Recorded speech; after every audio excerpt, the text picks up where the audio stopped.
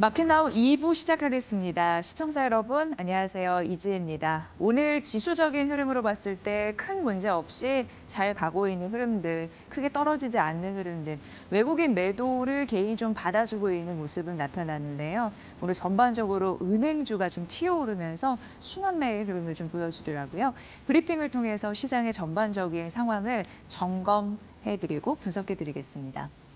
오늘 시장에서 은행주가 눈에 많이 띕니다. KB금융뿐만 아니라 하나금융지주 등 다수의 은행주가 장중에 52주 신고가를 경신을 했더라고요. 오늘 아침에 하나증권에서 아직까지도 은행주는 비중 확대 구간입니다라고 얘기를 했습니다. 최근 실적 발표 이후에 긍정적인 주가의 패턴을 보여주고 있는 상황인데 더 추가적으로 오를 가능성이 있다는 거죠. 그러면서 하나증권에서는 은행주를 바라보면서 시장을 대할 때 보다 편안한 투자 선택지가 될 수 있다라고 얘기를 했습니다. 아직까지도 지수는 올랐지만 주가는 올랐지만 밸류는 낮다라고 평가를 했고요. 배당 매력 같은 경우에도 든든하게 받쳐주고 있기 때문에 하방 경직성이 좀 견고한, 그러니까 주가가 밑으로 더 떨어지지 않을 것 같은, 추가적으로 위로 올라갈 것 같은 그런 느낌이 든다라는 거고요. 그동안 저평가됐던 주가가 정상화 국면에 진입하고 있는 모습이 나오고, 물론 최근 주가 상승, 오늘도 52주 신고가가 다수 나왔으니까요. 은행주에서 상승하는 데 있어서 추가적으로 속도 조절이 나올 수는 있겠습니다만 중장기적으로 은행주는 우상향 패턴을 보일 것이라는 믿음, 이게 무엇보다도 강하다라고 표현을 했습니다. 일단 은행주 같은 경우에는 정책 모멘텀이 확실하게 잡아주는 대표적인 섹터가 아닐까 싶은데 저 PBR 종목 전략 이런 부분으로 공략을 하셨던 분들도 계시죠. 상법 개정안에 대한 그런 모멘텀이 있고, 그리고 원화 스테이블 코인 관련해서도 은행을 중심으로 컨소시엄 이런 부분이 구성이 될 것이기 때문에 아무래도 은행주가 스테이블 코인의 수혜가 될 가능성도 있고 이 수혜주 찾기도 발빠르게 이루어지고 있는 상황입니다. KB금융 목표가 20만 원 최선호주다라고 언급을 했는데요.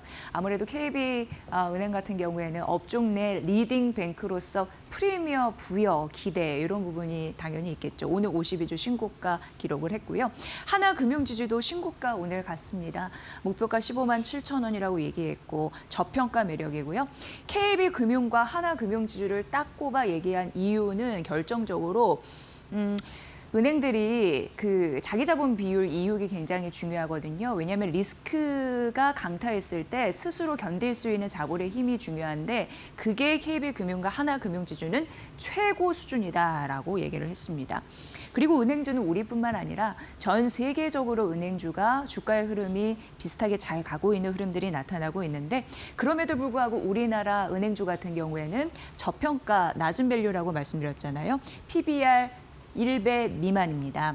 지금 일본 같은 경우에도 저 PBR 개선 정책이 맞아떨어지면서 위로 올라갔습니다. PBR 1.6배 상회하고 있는 상황이고 대만 같은 경우에는 지정학적 리스크나 경제 수준이 좀 우리와 비슷하잖아요. 근데 그럼에도 불구하고 ROE 개선되면서 PBR 2배 이상입니다. 그런데 우리가 1배 밑, 1배 밑이다 보니까 확실히 이제 낮은 밸류다라고 얘기를 했죠. 그러니까 주가도 낮고 배당 매력, 정책에 따른 그런 모멘텀도 있다 보니까 더 위는 열려 있다라고 본 거고요. 은행주 비중 확대에 대한 이유, 그리고 오늘 고르게 오르고 있는 이유 여러분도 잘 보시면 될 것 같습니다. 그런데 이제 이 부분은 앞으로 우리가 AI 시대에 은행주뿐만 아니라 증권업 같은 경우에도 고려할 사항, 그래서 좀 담아봤습니다. 그리고 실제 뉴욕 시장에서 파장이 좀 있었거든요. AI 스타트 기업인데 알트루이스트의 혁신적인 그 AI 도구가 공개가 됐습니다. 뭐냐면 이번에는 세무 관련입니다.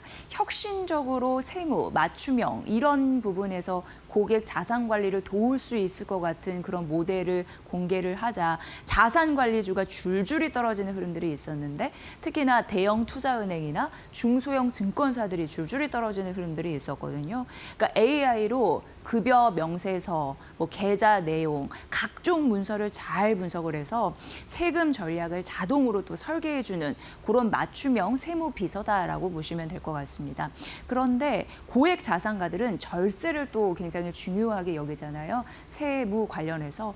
그래서 자문가들에게 고액의 비용을 지불해서 이런 부분으로 수익을 창출하고 절세를 하는 그런 자산 관리를 합니다. 그런데 이런 AI 도구가 딱 나타나면서 수수료 전반적으로 구조화, 민주화가 되면서 수수료가 낮아질 가능성에 대해서 생각을 하게 된 거죠. 그러니까 AI가 이런 금융시장에서도 침투해 오면서 어떻게 보면은 자연스러운 수순일 수도 있겠는데 자산관리 산업에 대한 경제 모델을 침투하면서 도전한다라고 시장에서는 인식했습니다. 그렇기 때문에 자산관리주가 전반적으로 떨어지는 흐름들이 있었죠. 그런데 최근에 이러한 흐름들이 소프트웨어 업종이 AI가 침투하면서 공포감에 휩싸인 약간 매도 분위기가 좀 유사한 패턴이다라고도 분석이 되더라고요. 물론 이러한 부분을 보면서 너무 과잉 매도다라는 반응도 일부 있었습니다. 뭐 찰스 슈왑, 모건 스탠리 같은 경우에는 워낙 오래됐고 역사가 있고 브랜드 힘이 있고 사업 구조도 다각화됐고 그리고 막대한 고객 자산도 보유하다 보니까 이런 부분이 침투가 과연 단기간에 될 수 있을까? AI 소프트웨어도 마찬가지겠죠. 그래도 차츰차츰 변화하고 있는 시대에서 한 번쯤은 우리가 생각을 해봐야 되고 미리미리 좀 대비를 하고 또 투자자 입장에서는 투자도 이런 쪽으로 심혈을 기울여 보는 게 어떨까라는 의미에서 가져와 봤습니다. 그렇다면 AI 소프트웨어의 매도 패턴과 자산 관리주의 매도 공포에 대한 심리가 비슷하다라고 말씀드렸는데 마침 JP모건에서 소프트웨어주 관련해서 AI 공포 너무 과도하다라는 입장의 리포트가 나와서 골자만 좀 말씀드리면 역사적인 급락 이후 반등의 여지는 충분하다라고 좀 언급을 했더라고요. 그러니까 AI로 인해서 단기적으로 시장에 침투해서 그걸 다 뺏어나가는 거 그거는 과도한 우려다라고 얘기를 했고요. 결과적으로 이런 극단적인 변동성에 휩싸여서 AI 소프트웨어 관련주가 쭉 떨어졌지만 결국은 순환매의 계기로 맞아떨어질 것이다라고 얘기를 했습니다. 그러면서 당연히 소프트웨어 이런 부분에서는 반등의 기회를 노려라. 비중 확대. 이제 많이 좀 떨어졌으니까요. 이런 얘기 나오는 것 같습니다. 과도하게 하락한 이후 자금이 재유입될 가능성이 있다라고 했으니까 이 시그널도 잘 포착해 보시길 바랍니다. 그러면서 은행주에 대한 비중 확대, 한편으로는 AI 시대의 도전 이런 부분도 직면하고 있다라고 말씀드렸는데 마침 오늘 아침에 유한타증권에서 코오롱 인더, 이 코스피 화학 업종의 종목인데요. 이걸 분석을 해놨더라고요.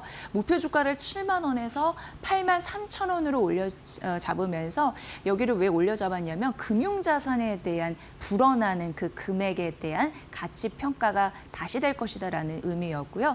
오늘 은행주 이런 부분이 신고가 많이 갔기 때문에 그 가치가 오르면서 기업이 오를 수 있는 괜찮은 그런 느낌이 들어서 가져와 봤습니다. 일단 올해 투자 자산 가액이 2조 원을 상회할 것이다라는 가능성을 유한타증권에서 언급을 했고요. 왜냐하면 우리금융지주와 하나금융지주 이게 이제 지분을 가지고 있는데 1분기 주가 반영하면 이 두 곳만 하더라도 1조 원을 상회한다고 합니다. 그러니까 금융자산만 1조 원을 넘는데 이걸 이제 제목으로 쓴 거고요. 앞으로 교환사채 활용 등 여러 가지 고이자, 순차익금 이런 부분을 축소를 한다면 기업 가치도 재평가받을 가능성이 있다라고 언급을 했더라고요. 이런 금융자산 가치에 대한 가치 증대 평가액 부분만 아니라 올해 실적도 순항할 것이란 전망이 나왔습니다. 왜냐하면 지금 실적 시즌이기 때문에 이런 부분 관심 있으시죠? 올해 영업이익이 1,945억 원으로 예상이 되면서 작년 구조조정 여파가 있었는데 그 이후에 한 70% 가깝게 성장할 가능성이 있다고 합니다. 앞으로 은행주 이런 부분도 눈여겨보시면서 이를 지분으로 가지고 있는 그런 종목들의 흐름들도 같이 올라갈 수 있을까 관전 포인트로 함께 살펴보면 좋을 것 같다라는 의미에서 말씀드렸으니까 그 부분도 참고해 보시면 될 것 같습니다. 네, 오늘 은행주 강세의 힘이 좀 느껴지는데요. 10시 9분 지나고 있습니다. 시장 상황 일단 보고 나서 머니코드 이어가겠습니다. 김윤주 캐스터 받아주세요. 네, 우리 시장 10시 9분 구간 지나고 있는데요. 오늘 코스피 코스닥이 장 초반만 하더라도 잠깐 흔들리는 모습을 보였는데 이내 이를 되돌리면서 현재 시간 기준으로 강보합권까지 올려냈습니다. 코스피는 5,310선까지 재회복에 성공했는데 오늘 트레이딩 뷰를 통해서 종목별 업종별 흐름도 짚어보도록 하겠습니다. 오늘 반도체 투톱이 장 초반부터 지금까지 하락세를 이어가고 있습니다. 미국에서 이 관세 이슈가 또다시 불거졌는데요. TSMC가 1,650억 달러를 투자를 해서 미국에서 이 무관세 쿼터를 받았다라는 소식이 나옴과 함께 삼성전자와 SK하이닉스의 대미 투자에도 압박이 가해질 수 있다라는 전망이 나오고 있습니다. SK하이닉스 1% 넘게 하락하는 흐름을 이어가고 있고요. 삼성전자도 0.48%가량 빠지고 있습니다. 이와 함께 삼성전기도 2%대 하락세를 이어가고 있는 상황이고요. 한미 반도체도 1.8%가량 하락하면서 오늘 반도체 전반적으로 조금 쉬어가는 분위기가 연출되고 있습니다. 미국 시장에서도 AI 기술주가 전반적으로 쉬어갔는데요. 이러한 영향을 좀 받고 있는 우리 시장이고요. 다만 이 로봇 관련된 피지컬 AI 관련된 종목들은 장 초반부터 지금까지 상승폭이 점차 커지고 있습니다. 특히나 피지컬 AI의 대표주죠. 현대차가 5% 넘게 튀어 올라주면서 지금 50만 원 선 회복에 성공했고요. 어제 보스턴 다이내믹스의 아틀라스 새로운 영상을 공개를 하면서 이제 양산형 로봇으로 발걸음을 내딛었다라는 전망이 나온 가운데 어제 50만 500원 선까지 고점을 높였었는데요. 오늘도 일단은 50만 원 선 회복에 현재 시간 기준으로는 성공했습니다. 4.47%에서 5%가량 오르고 있고요. 기아도 4%가량 오름세, 현대 글로비스도 4.93%가량 오르면서 오늘 현대차 그룹주가 일제히 튀어오르고 있습니다. LG전자도 피지컬 AI주로 주목이 된다라는 그러한 분석이 나오면서 오늘 장 초반부터 지금까지 강세인데요. 6.63%가량 오르고 있습니다. 오늘 증권가에서 이러한 분석 리포트를 내놓으면서 목표 주가를 16만 원으로 상향했고요. 이제 로봇주로 봐야 한다라면서 좋은 투자 의견을 제시했는데요. CES 2016에서 클로이드를 공개를 했었죠. 이제 피지컬 AI주로 또 로보티즈라든지 로보스타 같은 관련된 종목들까지 이제 지분 가치가 좀 부각이 된다라는 리포트를 냈습니다. 오늘 LG전자 그리고 LG까지 전반적으로 강세 탄력 붙고 있다라는 점 확인되고 있습니다. 그리고 오늘 원전 관련된 종목들도 좋습니다. 이제 2월 말에서 3월 초쯤에 미국을 방문해서 원전 관련된 협력 논의를 이어갈 것이라는 보도가 나왔는데요. 한미 간 원전 협력 기대감이 높아지면서 오늘 두산 에너빌리티 그리고 한전산업 같은 종목들이 좋은 모습 가져가고 있고요. 두산 에너빌리티는 2%가량 상승 중입니다. 한전산업은 20% 넘는 급등세를 유지하게 됐다라는 점 체크되고 있습니다. 그리고 오늘 어제 이어서 은행주가 상승 탄력 이어가고 있습니다. 최근 들어 은행주의 주가 흐름이 굉장히 좋은데요. 이 3차 상법 개정안에 대한 기대감 그리고 배당소득 분리과세에 대한 기대감 함께 받아가고 있는 상황입니다. 오늘 하나증권에서는 KB금융과 또 은행주 전반 업종에 대해서 앞으로 추가적인 상승 여력이 있다라는 긍정적인 리포트를 내기도 했고요. 오늘 KB금융지주 3.67%가량 상승, 하나금융지주도 3% 넘게 상승세 이어가고 있습니다. 우리금융지주도 3.51%가량 오르고 있고요. 오늘 메리츠 금융지주가 호실적 발표함과 따라 8% 넘는 급등세 보이고 있다라는 점도 특징적입니다. 코스닥 시장 분위기도 살펴보겠습니다. 오늘 코스피 시장도 마찬가지고 코스닥 시장도 마찬가지인데요. 제약바이오 업종이 굉장히 좋습니다. 코스피 시장 안에서도 셀트리온 같은 종목들이 튀어 오르고 있는데 지금 코스닥 시장 제약바이오 전반적으로 빨간불 켜면서 상승하고 있다라는 점 확인되고 있고요. 알테오젠 오름폭 조금 키우면서 3% 넘는 상승세, ABL바이오와 리가켄바이오사이언스 같은 종목들도 3%에서 4% 넘는 상승 탄력 붙고 있습니다. 그리고 오늘 비만 치료제단도 주목을 받고 있는데요. D&D 파마텍 5% 넘게 튀어오르고 있고요. 케어젠도 1%대 상승세 이어가고 있습니다. 오늘 또 에이프릴 바이오가 특징적인 종목인데요. 아토피염 임상치료제 2상에서 긍정적인 결과를 발표함에 따라 상한가를 기록했다라는 점 확인되고 있습니다. 그리고 오늘 클래시스와 휴젤 그리고 파마 리서치 같은 미용 의료기기단도 좋은데요. 다만 클래시스는 장 초반 4% 넘는 급등세를 연출하기도 했는데 오름폭을 조금씩 줄이면서 1.35%가량 소폭 상승 중입니다. 로봇 관련된 종목들 장 초반에 비해서 상승으로 전환된 종목들이 꽤 많습니다. 코스피 코스피 시장 안에서도 현대차 같은 종목들이 장 초반 대비해서 오름폭을 많이 올리고 있는 만큼 코스닥 시장에서도 관련주들이 일제히 오름폭을 키우고 있는데요. 로보티즈 2% 넘게 오르고 있고요. SPG도 2.63%가량 상승, 레인보우 로보틱스도 하락에서 상승으로 전환이 된 후 0.75%가량 오름세 유지하고 있습니다. 원전 관련된 종목 우리기술은 오늘 상한가 기록했습니다. 앞서 말씀드린 것처럼 지금 한미 간 원전 협력 기대감이 높아진 가운데 우리기술은 현재 시간 기준으로 상한가 도달했고요. 이를 유지하고 있다는 점 확인되고 있습니다. 오늘 엔터주들도 전반적으로 좋고요. 호실적을 발표한 컨텐츠주, 이 SAMG 엔터 같은 종목들은 두 자릿수 급등세 연출하고 있다는 점까지 체크해 볼 수 있겠습니다. 오늘 시장은 전반적으로 좀 순환매 장세가 펼쳐지고 있는데요. 제약바이오 업종이 큰 주목을 받고 있고요. 호실적을 기록한 종목들 위주로 좀 튀어오르고 있다는 점 체크되고 있는데요. 양 지수 상황은 어떤지 지수도 바로 열어보도록 하겠습니다. 오늘 코스피 코스닥 지금 상승으로 전환된 이후 오름폭을 조금씩 키우고 있습니다. 코스피는 0.53%가량 오르면서 5,329포인트까지 지나가고 있고요. 5,320포인트 넘으면서 오늘 일중 고점 부근 지나가고 있는 상황입니다. 앞서 보신 것처럼 지금 시총 상위단 안에서 현대차 그룹주의 상승이 코스피 지수의 상승을 이끌어주고 있는 상황이고요. 반도체주는 조금 쉬어갑니다. 코스닥은 0.76%가량 오르면서 1,123포인트 지나가고 있고요. 오늘 코스피의 상승이 조금씩 더 가팔라지고 있다는 점 체크되고 있습니다. 장 막판까지 이를 유지할 수 있을지 기대가 되는데요. 매매 동향도 함께 열어보시죠. 오늘 코스피 시장에는 개인과 외국인의 순매도가 펼쳐지고 있는데요. 장 초반 순매수했던 개인이 순매도로 전환이 됐고요. 현재 시간 530억가량 소폭 순매도 중입니다. 외국인은 어제 이어 오늘도 순매도 중이고요. 3천억가량 순매도 중입니다. 어제까지는 순매수였죠. 이거래 연속 순매수를 잠깐 끝마치고 오늘은 좀 순매도하고 있는 분위기고요. 기관 같은 경우에는 4거래일 연속 순매수가 들어오고 있는데요. 어제 이어 오늘도 3천억 넘는 순매수가 오전장 들어서만 들어오고 있습니다. 코스닥 시장 매매 동향도 열어보겠습니다. 오늘 코스닥 시장에는 외국인과 기관의 쌍끌이 매수세가 들어옵니다. 외국인 800억가량, 기관은 420억가량 사들이고 있고요. 개인만의 순매도가 장초부터 지금까지 펼쳐지는 가운데 약 1,000억 원가량 개인의 차익 실현 매물이 나오고 있습니다. 지금까지 시장 상황 열어봤습니다.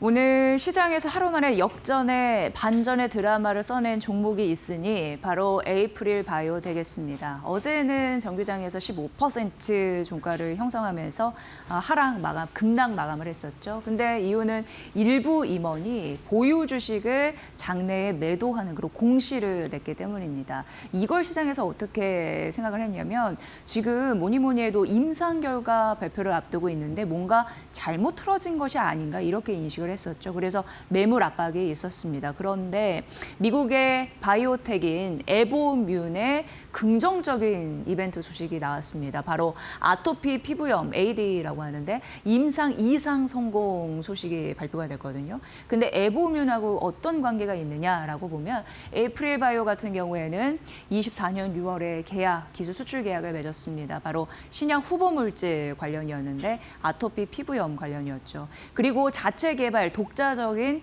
그런 플랫폼이 있습니다. 그 기술에 대한 기여도가 높았기 때문에 에보뮌이 이번 임상 2상 성공하는데 큰 발판이 돼줬다. 이런 부분으로 남긴 거죠. 그래서 하루 만에 상한가 쭉 간 오늘 흐름들 나타났습니다.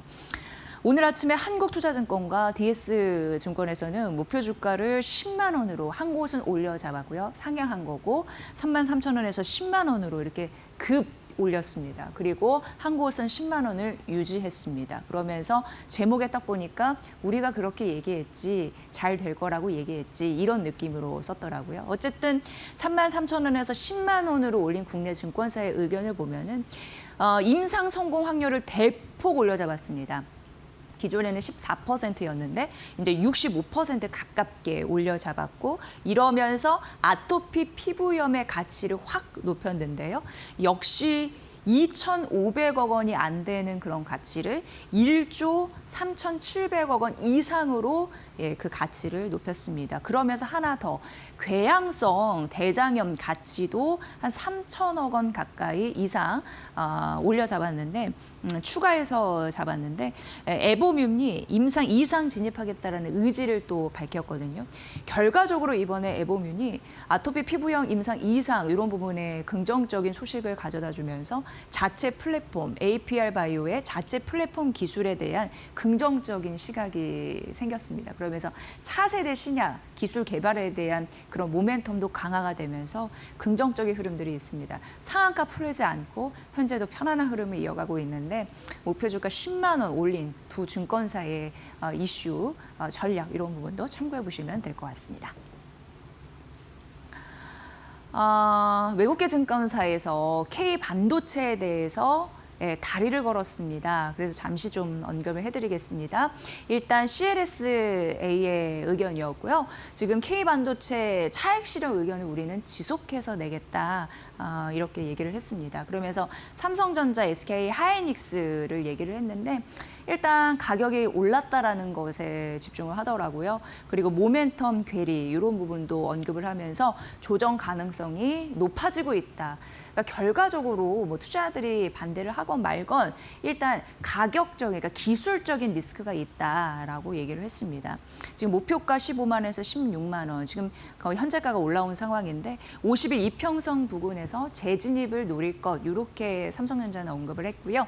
SK하이닉스 목표가 80만 원이거든요. 그런데 CLSA의 초과 달성 이후에 모멘텀이 둔화되고 있다라고 하면서 신규 매수 매력이 줄고 있다라고 하면서 50일 이평선까지 조정을 예상한다라고 언급을 했습니다.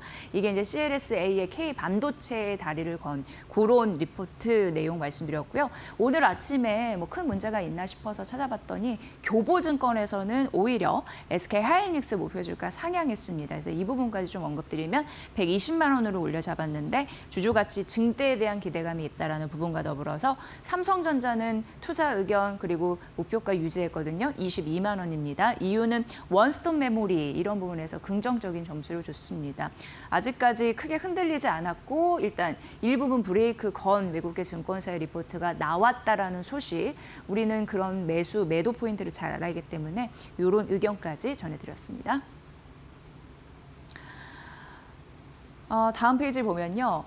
한국투자증권에서 좀 의미 있는 리포트를 내서 이 부분 좀 소개해드리면 좋을 것 같아서 가져와 봤습니다. 그러니까 카메라 모듈이 휴머노이드 로봇 산업을 만났을 때 이 둘의 궁합은 어떨까? 이런 관점에서 들어보시면 될 것 같고요. 지금 카메라 모듈 산업 같은 경우에는 구조적으로 성장하는 데 있어서 약간 브레이크가 걸린 상황입니다. 그래서 성장 둔화 구간에 진입했다라는 걸 느끼시는 부분도 있을 텐데 왜냐하면 스마트폰 교체 주기가 좀 장기화되고 있는 상황이고요.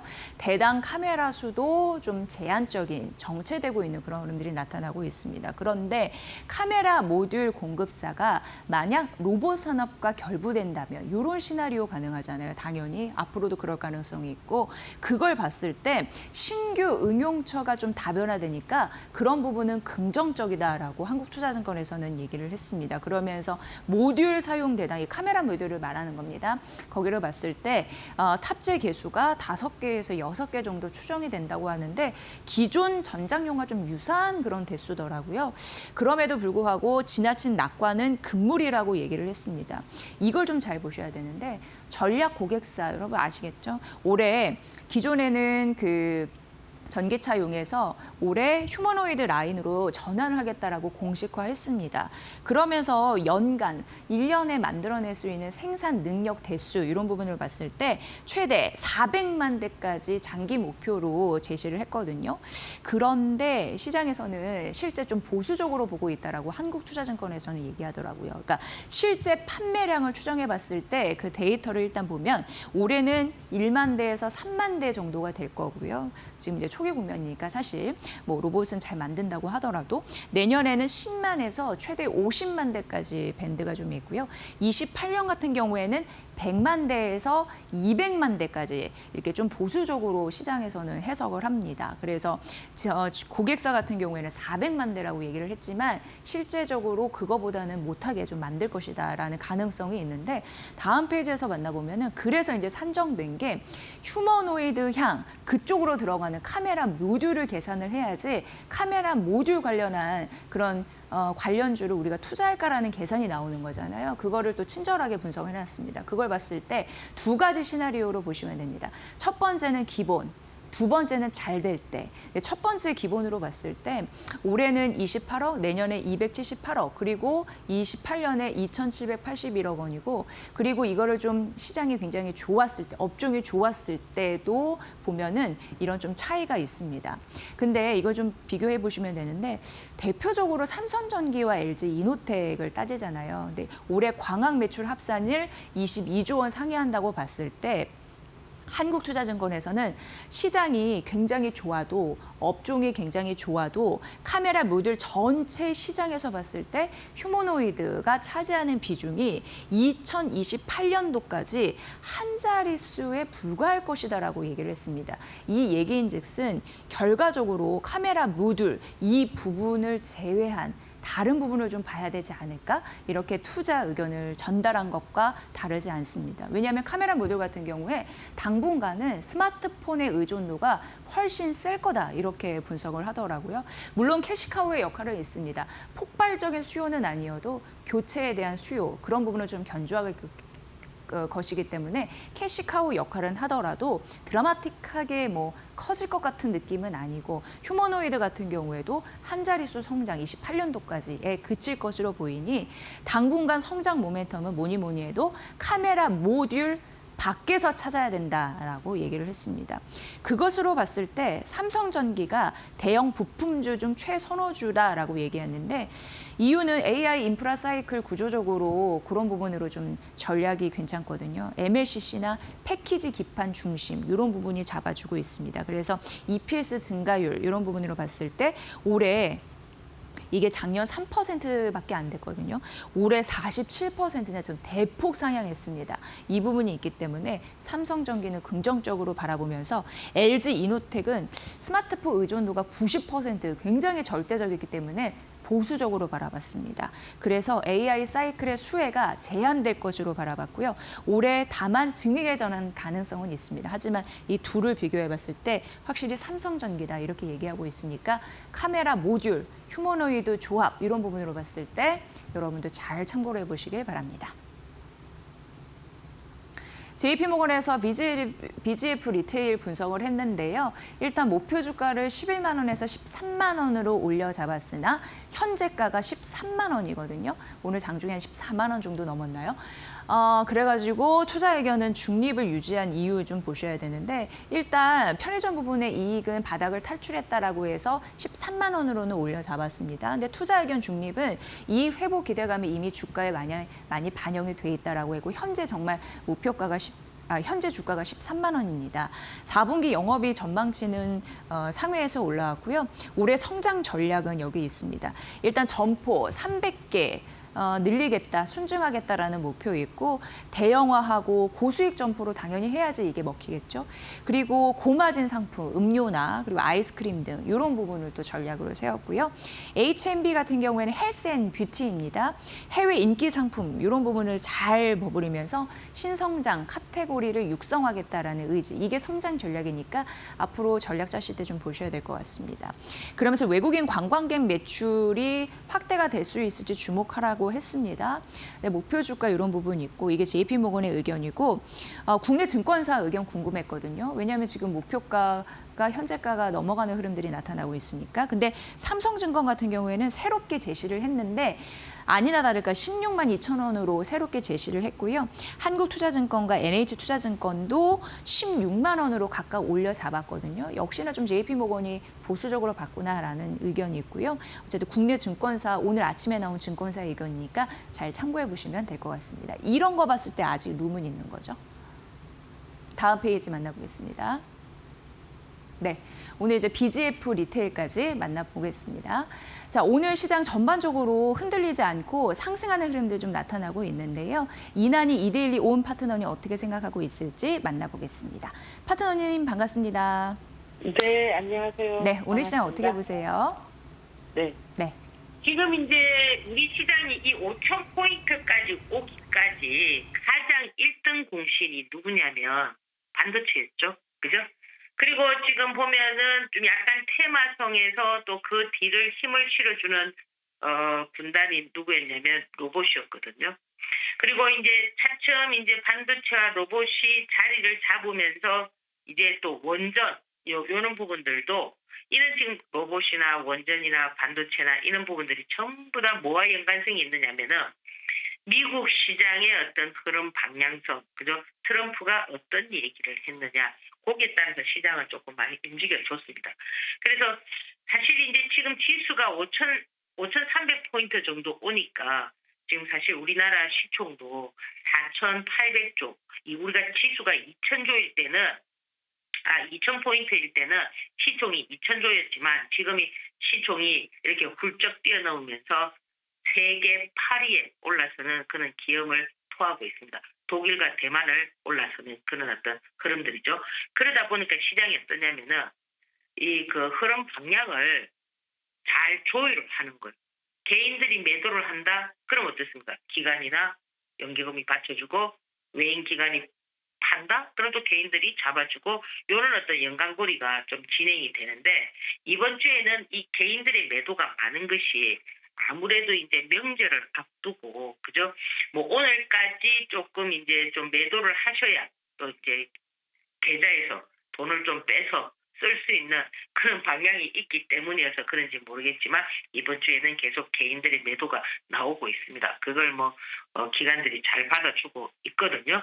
그래서 오늘은 제가 아까 전자에 말씀드린 것처럼 반도체, 로봇, 그죠? 원전 이런 어떤 흐름들에서 오늘은 원전 관련한 종목들이 좀 상승을 많이 했습니다. 우리 기술을 필두로 해서 우리 기술이 이제 상한가를 치면서 그죠? 그런 어떤 모습들을 갖춰줬는데요. 사실 지금 여러분들이 이렇게 움직이는 쪽을 막 따라가서 뛰는 것보다는 어떤 전략이 필요하느냐면 지금 제가 섹터를 만들어 드렸잖아요. 반도체, 로봇, 원전. 지금 또 뭐가 형성되고 있습니까? 대북주가 형성이 되고 있거든요. 그러면 이런 부분들을 여러분들께서 이렇게 막 움직일 때, 이 움직여서 이렇게 상승을 하고 상한가를 만들고 이럴 때는 어떻느냐면은 기술적 흐름으로 볼 때 매도거든요. 따라가는 전략은 아니라는 거죠. 그러면 제가 말씀드렸던 이런 부분들이 어차피 시장에서 순환을 하고 있기 때문에 그와 관련성이 있는 강한 종목들을 여러분들께서 조정을 볼 때 어떻게 하셔야 되겠습니까? 매수를 해서 기다리면은 이렇게 우리 기술 같은 이런 어떤 흐름들이 나오게 된다라는 겁니다. 그래서 물론 이 주식 투자를 하시다 보면은 마음이 급하기 때문에 눈에 보이는 현상만 자꾸 따라가다 보면은 추격 매수를 하시게 된다고요. 한 템포 딱 물러서서 그죠? 오늘은 원전이 움직였지. 그럼 오늘 로봇이 조정을 본다. 그죠? 그러면 대북주가 지금 모양새를 그리면서 뭡니까? 하나의 어떤 줄기를 만들기 위해서 올라온다. 이러면은 여러분들이 지금 움직이는 것은 어떻게 해야 될까요? 이익 실현을 좀 하시고 그죠? 지금 조정을 보고 있는 이런 종목들을 눈여겨보시면은 폐가 꼬이지 않는 그런 어떤 여러분들의 계좌가 만들어질 수가 있습니다. 그래서 오늘도 저는 좀 여러분들께서 좀 차분하게 시장을 바라보시면서 그런 어떤 전략을 펼쳐보는 건 어떨까 해서 드리는 말씀입니다. 자, 오늘도 행복한 하루 되시고요. 성공 투자하시기 바랍니다. 감사합니다. 오늘 조정을 받더라도 성장 잠재력에 있는 종목을 잘 발굴하는 거, 그거 오늘 투자의 자세가 아닐까 싶은데 잘 짚어주셨습니다. 이난희 파트너님 감사합니다. 예, 감사합니다. 네, 잘 들었습니다. 자, 바로 이어지는 코너는 송재경 대표님과 함께 할 텐데요. 우리 시장 전반적으로 기초 체력을 판단하면서 돈이 될 수 있는 투자 전략 전해드리겠습니다. 잠시만요.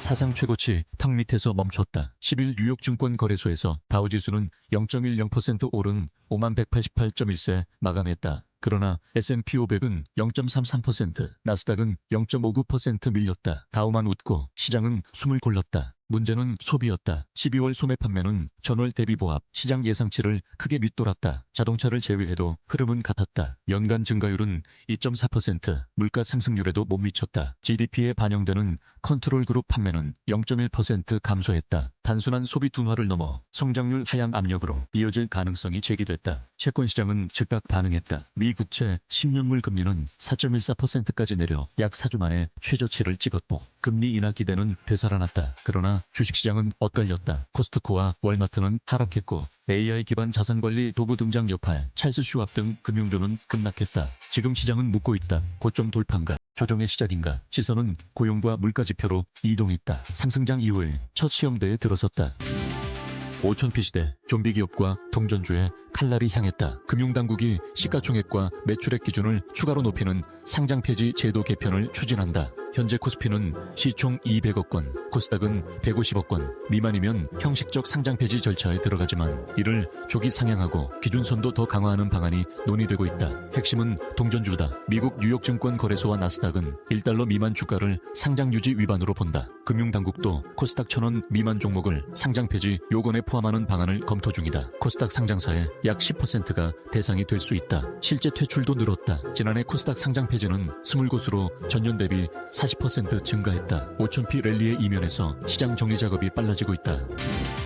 글로벌 투자은행 모건 스탠리가 올해 삼성전자와 SK하이닉스의 영업이익을 각각 245조 원과 179조 원으로 전망했다. 국내외 증권사 전망치 가운데 가장 높은 수치이다. 배경은 명확했다. 메모리 공급 부족이다. 모건 스탠리는 2026년 전례 없는 공급 제약 국면에 진입하며 메모리 가격의 고점이 2027년까지 이어질 것으로 내다봤다. 올해 물량은 이미 완판됐다며 기록적인 매출과 이익률을 바탕으로 설비 투자 확대가 예상된다는 분석도 내놨다. 실제 올해 1분기 서버용 DDR5 디램 가격은 전분기 대비 최대 100% 급등했다. 기업용 SSD 역시 공급이 수요의 절반에 그치며 가격이 최대 70% 뛰었다. 중국 클라우드 업체들은 물량 확보를 위해 웃돈을 얹고 있는 상황이다. 이에 따라 목표 주가도 상향됐다. 삼성전자는 21만 원, SK하이닉스는 110만 원으로 올려잡았다. 핵심 근거는 HBM4 경쟁력과 범용 메모리 호황이다. 엔비디아 최고 경영자 젠슨 황도 메모리 부족을 직접 언급했다. 그는 AI에는 HBM과 LPDDR이 필수이며 올해 메모리 수요는 훨씬 더 많다고 말했다. AI 확산이 메모리 시장의 구조를 바꾸고 있다는 평가가 나온다.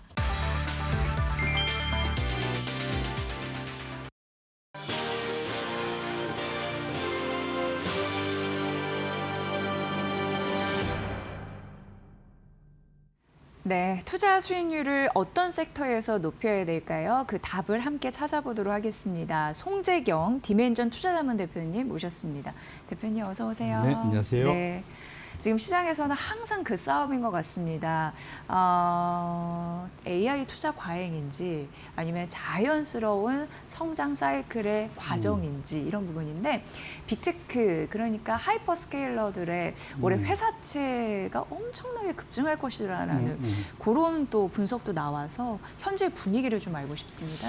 말씀 주신 대로 정말로 이제 내 돈으로는 투자, 그러니까 내 돈 내산 뭐 이런 말 있잖아요. 이제까지 내 돈 내산 하다가 작년부터 바뀌기 시작했고 올해는 확실히 남의 돈 내산 뭐 이렇게 가네요. 그런 쪽으로 좀 방향이 바뀌고 있다 보셔야 될 것 같은데 대략적으로 작년에 소위 아까 말씀 주셨던 하이퍼스케일러들, 빅테크들이 시장에서 빌린 돈이 한 1,150억 불, 뭐 이렇게 1,500억 불, 뭐 이 정도 되면 올해는 지금 4천억 불이 넘어갈 것 같아요. 네. 그러니까 거의 3배 가까이 증가할 것 같은데 가장 큰 이유는 지금 일신, 우일신이 아니라 매년을 갱신할수록 투자가 어마어마하게 늘고 있는 거죠. 보시면은 2022년 말에 챗GPT가 등장하고 2023년까지는 크게 뭐 변화가 없었습니다. 하지만 2024, 25, 올해까지 지금 계단식으로 엄청나게 올라가면서 작년도 많았다고 그랬는데 네. 올해는 지금 마이크로소프트, 알파벳, 오라클, 메타, 아마존 이 5개 기업이 자그마치 6,600억 달러, 이 작년보다 74% 증가하는 거거든요. 이것은 시장에서 예상한 높게 봤던 것보다 30%가 더 높은 겁니다. 네. 이거 저는 이렇게 표현하고 싶어요. 거의 사생결단이다. 아 정말로. 생존 전략인 거죠. 맞습니다. 진짜. 그러니까 네. 이게 너무 좋아갖고 네. 이걸 투자해야 된다 할 수도 있지만 여기서 낙오되면은 미래가 없다라는 생각을 지금 하고 있는 것 같고요. 이건 네. 마치 우리가 제가 요즘에 문득 든 게 옛날에 우리가 SK 하이닉스에서 SK자 안 붙었을 때 하이닉스 시절에는 부침이 참 많았죠. 네, 네. 기억하시는 분도 아시겠지만 그때는 메모리 업체가 전 세계 10개 됐고 거의 그러니까 사생결단해서 지금은 다 망하고 3개 남아서 지금 그 수혜를 보고 있잖아요.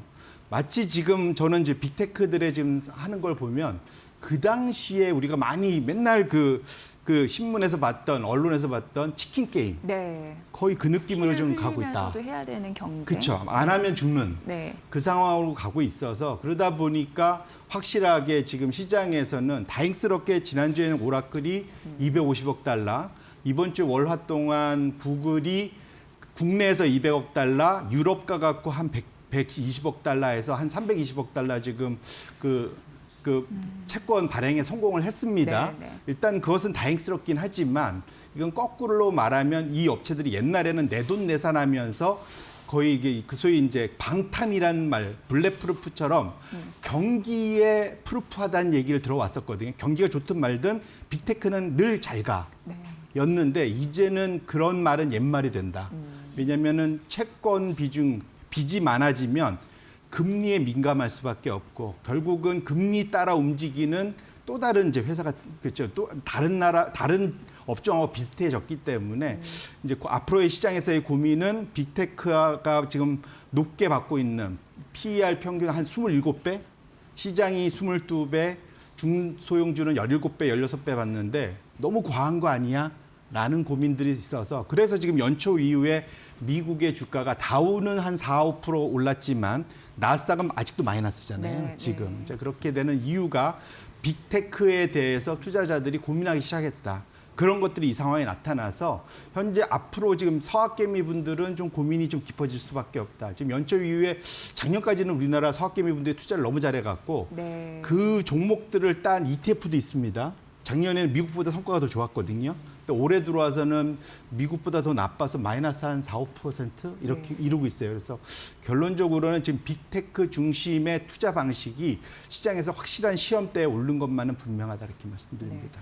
사실 뭐 현실적으로 보면 빚을 내는 것도 어려운 상황인데 경제가 전반적으로 그러다 보니까 근데 빚을 감당하는 것도 굉장히 중요해서 근데 빚은 많이 늘어나고 있는 상황이고 그래서 금리를 어떻게라든지 낮춰줘야 되는 그런 상황인데 금리는 또 안 낮춰지고 있는 상황이고 뭐 그러니까 이게 굉장히 갈수록 좀 힘들지 않나 이런 생각을 합니다. 그런 속에서 옥석거리가 정말 중요해진 투자자 입장에서는 맞습니다. 그렇게 됐다. 기업 입장에서는 다 거기에 뛰어들어야지 사는 거고 그런 분위기를 잘 말씀해 주셨습니다.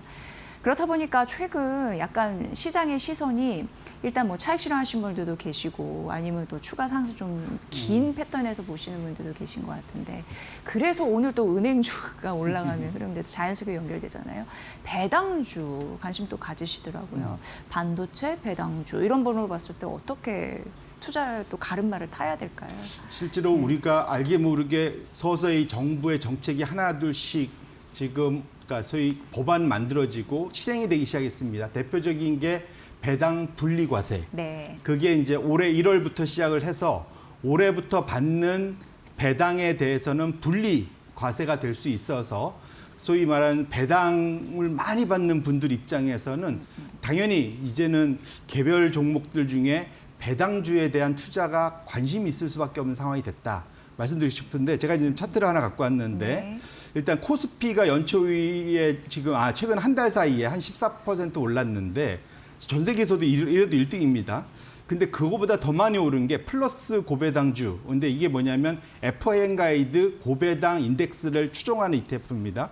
보시면 거의 23% 올랐죠. 네, 네. 결국은 배당주에 대한 관심이 소위 말하는 현금 부자들, 은행에 큰 돈을 맡기시는 분들, 소위 또는 종합소득과세 대상인 분들은 배당주 투자가 매력적이 될 수밖에 없다. 왜냐하면 그것에 그래서 종합소득에 갔을 때의 그러한 소위 엄청난 세금 부담이 급격하게 낮아질 수 있기 때문에 그렇다 보셔야 될 것 같고요. 그 효과 때문에라도 관련된 종목들이 이제 많이 상대적으로 지금 시장이 올라가는 것보다 더 많이 올라가고 있다. 네. 보셔야 될 것 같은데 그래서 여기서 아이디어를 얻을 수 있죠. 이제 소위 그러니까 이 종합소득 금융소득세의 대상이 될 정도면 금융소득세 대상이 될 정도면 이 걱정 안 하실 텐데 어쨌든 거기에 안 된다 하더라도 투자 아이디어는 얻을 수 있잖아요.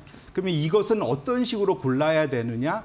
뭐 잘 아셨겠지만 제가 다시 한번 정리해드리면 첫 번째로는 2024년과 작년 25년에 현금 배당금이 줄지 않았어야 됩니다. 유지되거나 늘었어야 되고요. 네. 그 와중에 이제 첫 번째로 우리가 체크해야 될 것이 작년에 배당 성향이 단기 순이익에서 배당 준 금액이 40%를 넘거나 이게 이제 소위 배당 성향 40% 이게 배당 우수형입니다. 아니면 적어도 배당 성향이 25%를 넘는 상황에서 전년 대비 배당금이 10% 이상 늘어난 그러니까 배당 노력형이라고 합니다.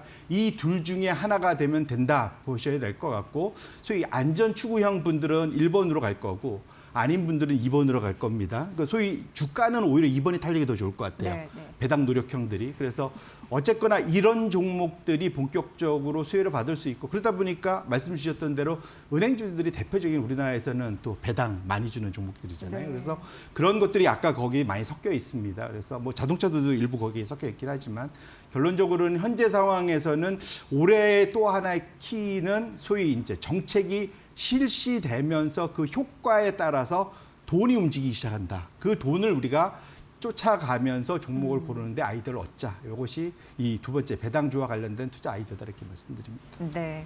현금 배당 좀 빵빵하게 잘 나오는 그런 기업들 그리고 우수 배당 성향 그리고 배당 노력형 이런 기업들 잘 찾는 게 포인트다라고 말씀해 주셨고요. 실제적으로 좀 투자의 그런 가치 이런 부분이 전환이 생겼나 싶어서 찾아보니까 글로벌 증시 같은 경우에 작년 11월 이후에 성장주 대비해서 가치주 수익률이 좀 못 도는 흐름들이 나타났더라고요. 그러면서 우리가 또 밸류 따져야 되니까 그 와중에 저평가된 가치주는 뭐가 있을까 이런 생각이 들었어요. 그 룸은 좀 남아있다라고 보시나요? 우리 특히 전 세계적으로도 룸이 많이 있는데 우리나라는 그것이 더 곱절이다. 우리나라는 훨씬 많다. 네. 기회는 정말로 열려 있다 보셔야 될 것 같은데요. 네, 네. 제가 늘 그 사이 말씀드렸습니다. 지역으로 미국과 비미국, 그 사이즈로는 대형주와 소형주, 그 다음에 스타일로는 성장주와 가치주.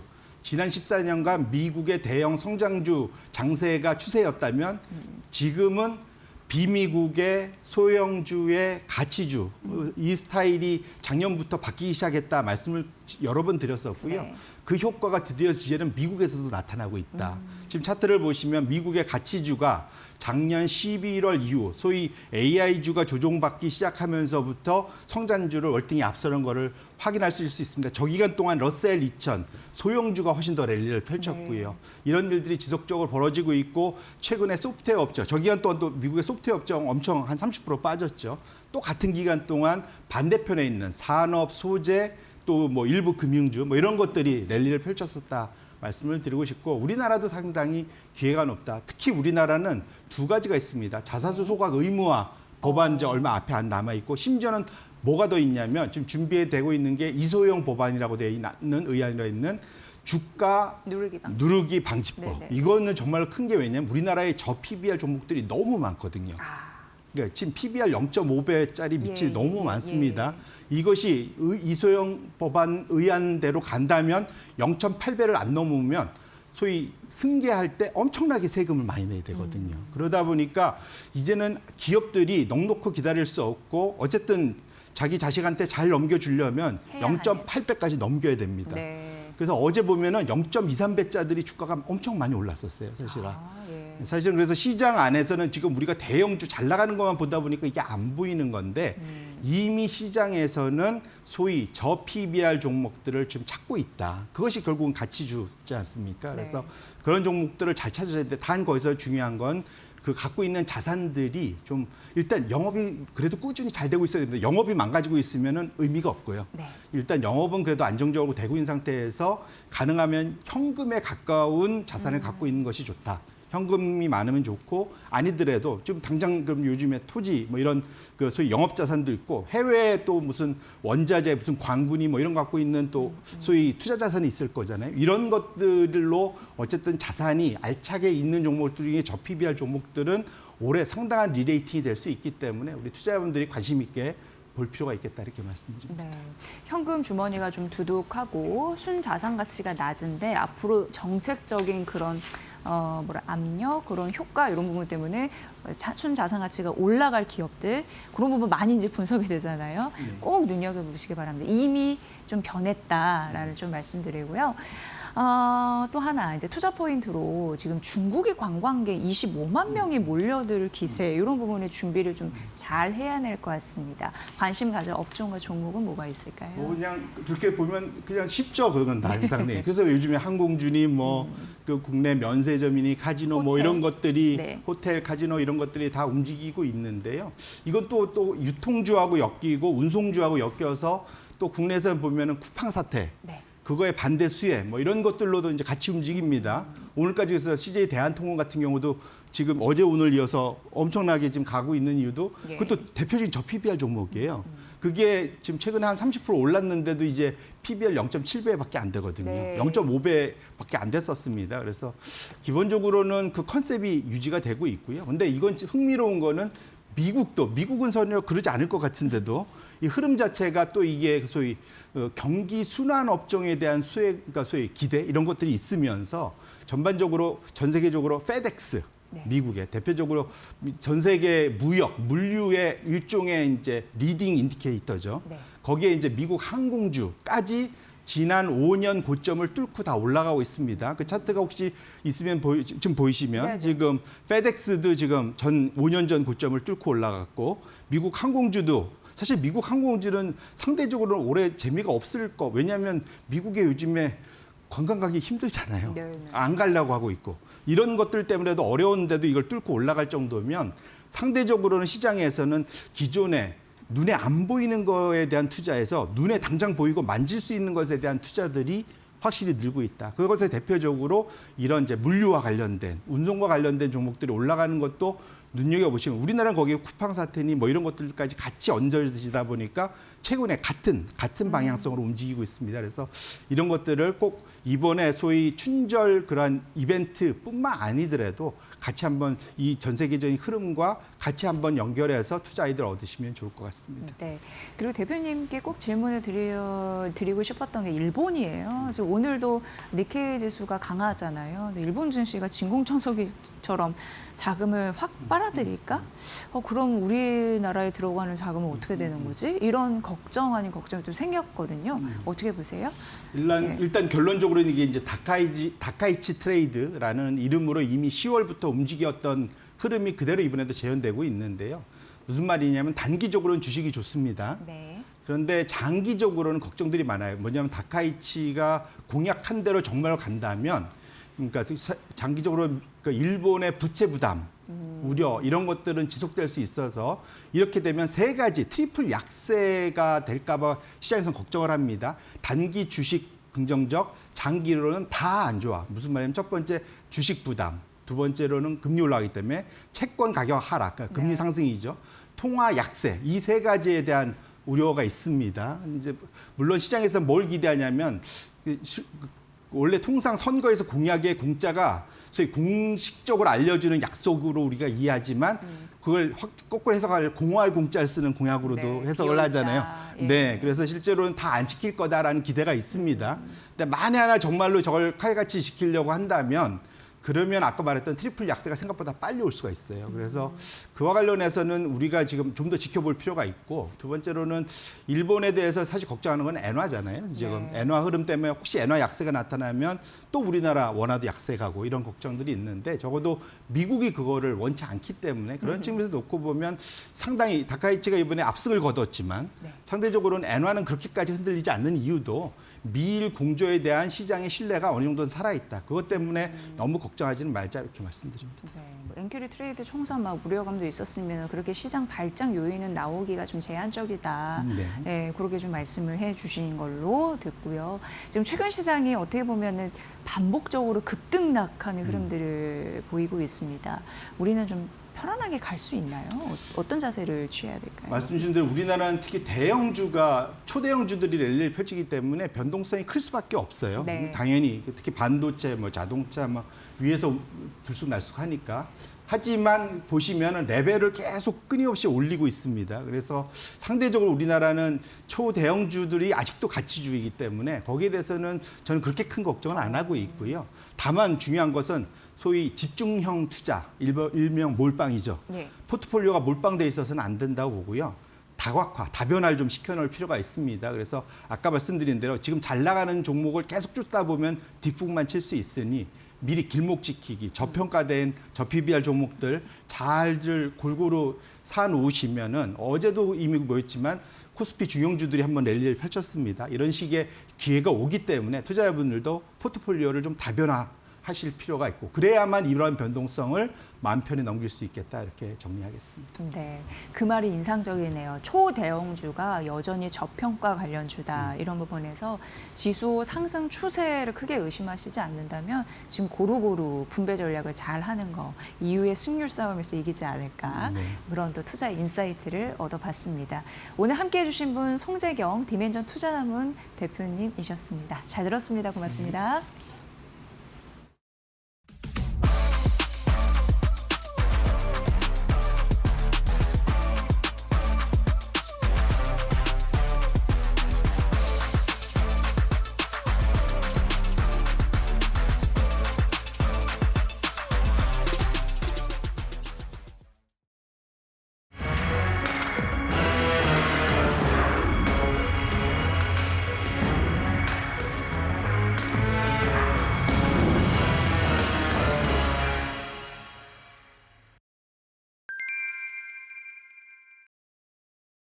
원하는 폰트를 2가지 고른 뒤 생성하기를 누릅니다.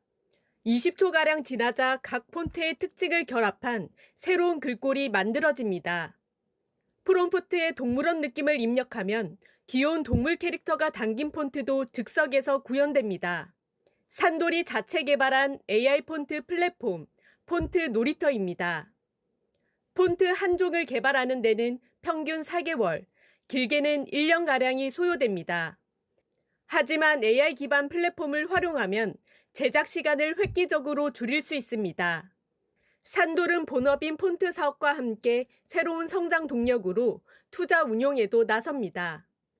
투자 운용 경험이 많지 않은 만큼 대주주이자 사모펀드 운용사인 KCGI의 전문성을 활용할 계획입니다.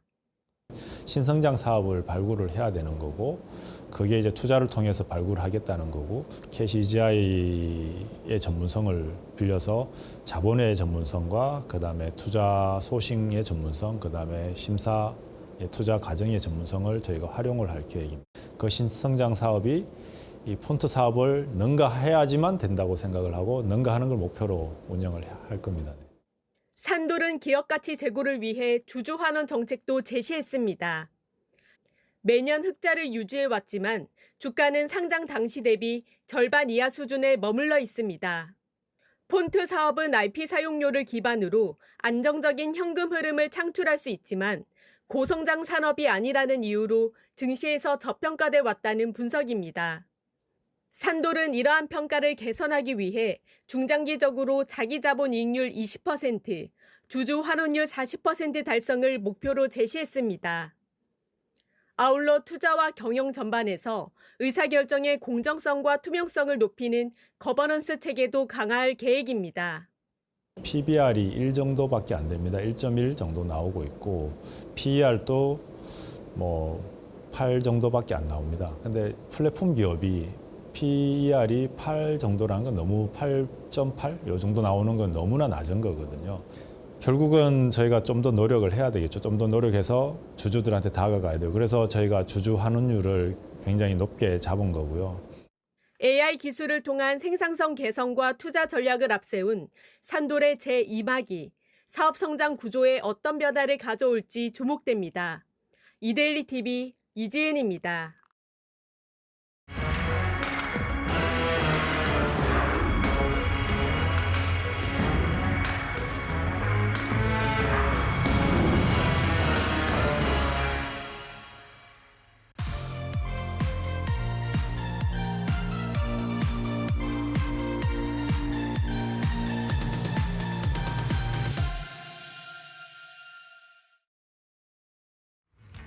트렌드를 보면 돈이 보인다. 안녕하세요. 마켓나우 트렌드 속으로 김수현입니다.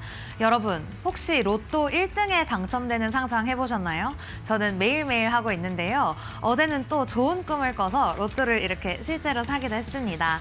그래서 오늘의 트렌드는 로또로 가지고 와봤습니다. 찾아보니까요, 이번 주 월요일부터 휴대폰으로도 로또를 살 수 있게 됐습니다. 로또가 처음 도입된 지 이제 오랜만에 모바일 구매가 허용되면서 편의성은 커졌지만 현장에서는 우려의 목소리가 함께 나오고 있는데요. 그동안 로또는 복권 판매점을 직접 찾거나 PC를 통해서만 구매할 수 있었잖아요. 이제는 스마트폰으로 동행복권 홈페이지에 접속해서 예치금을 충전하기만 하면 오전 6시부터 자정까지 언제든 구매가 가능해졌습니다.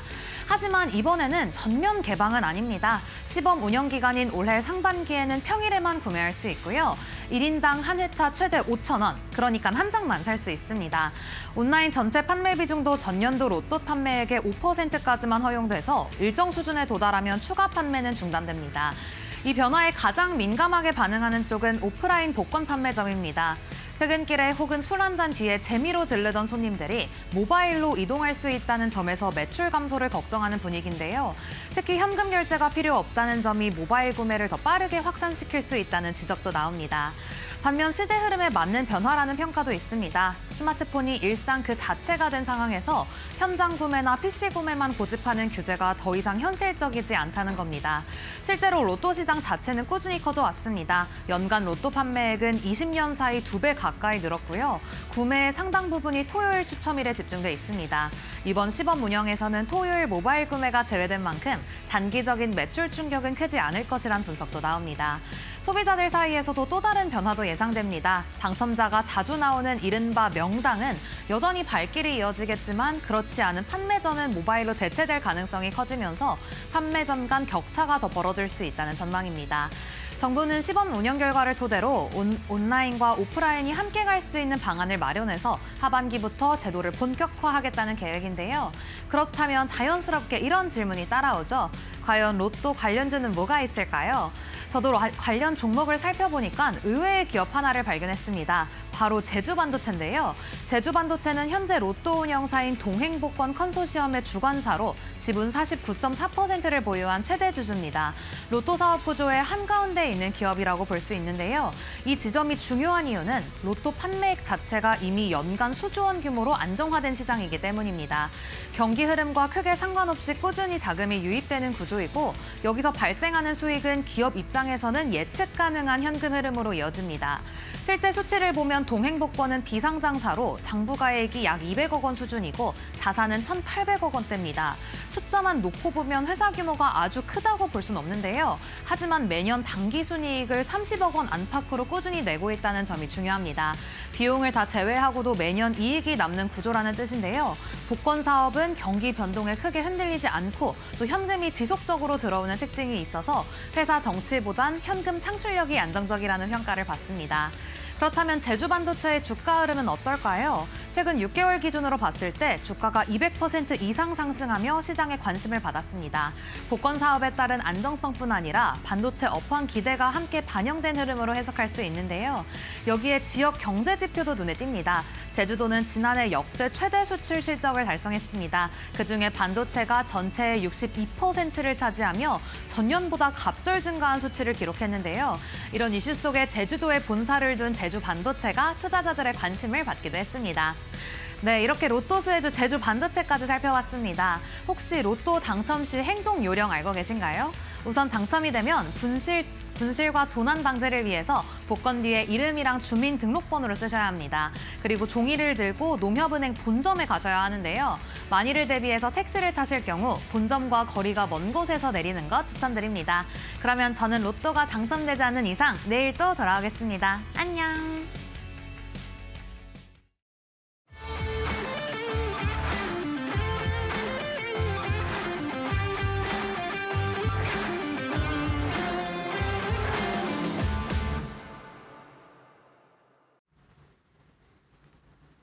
안녕하세요. 마켓마블 신입사입니다.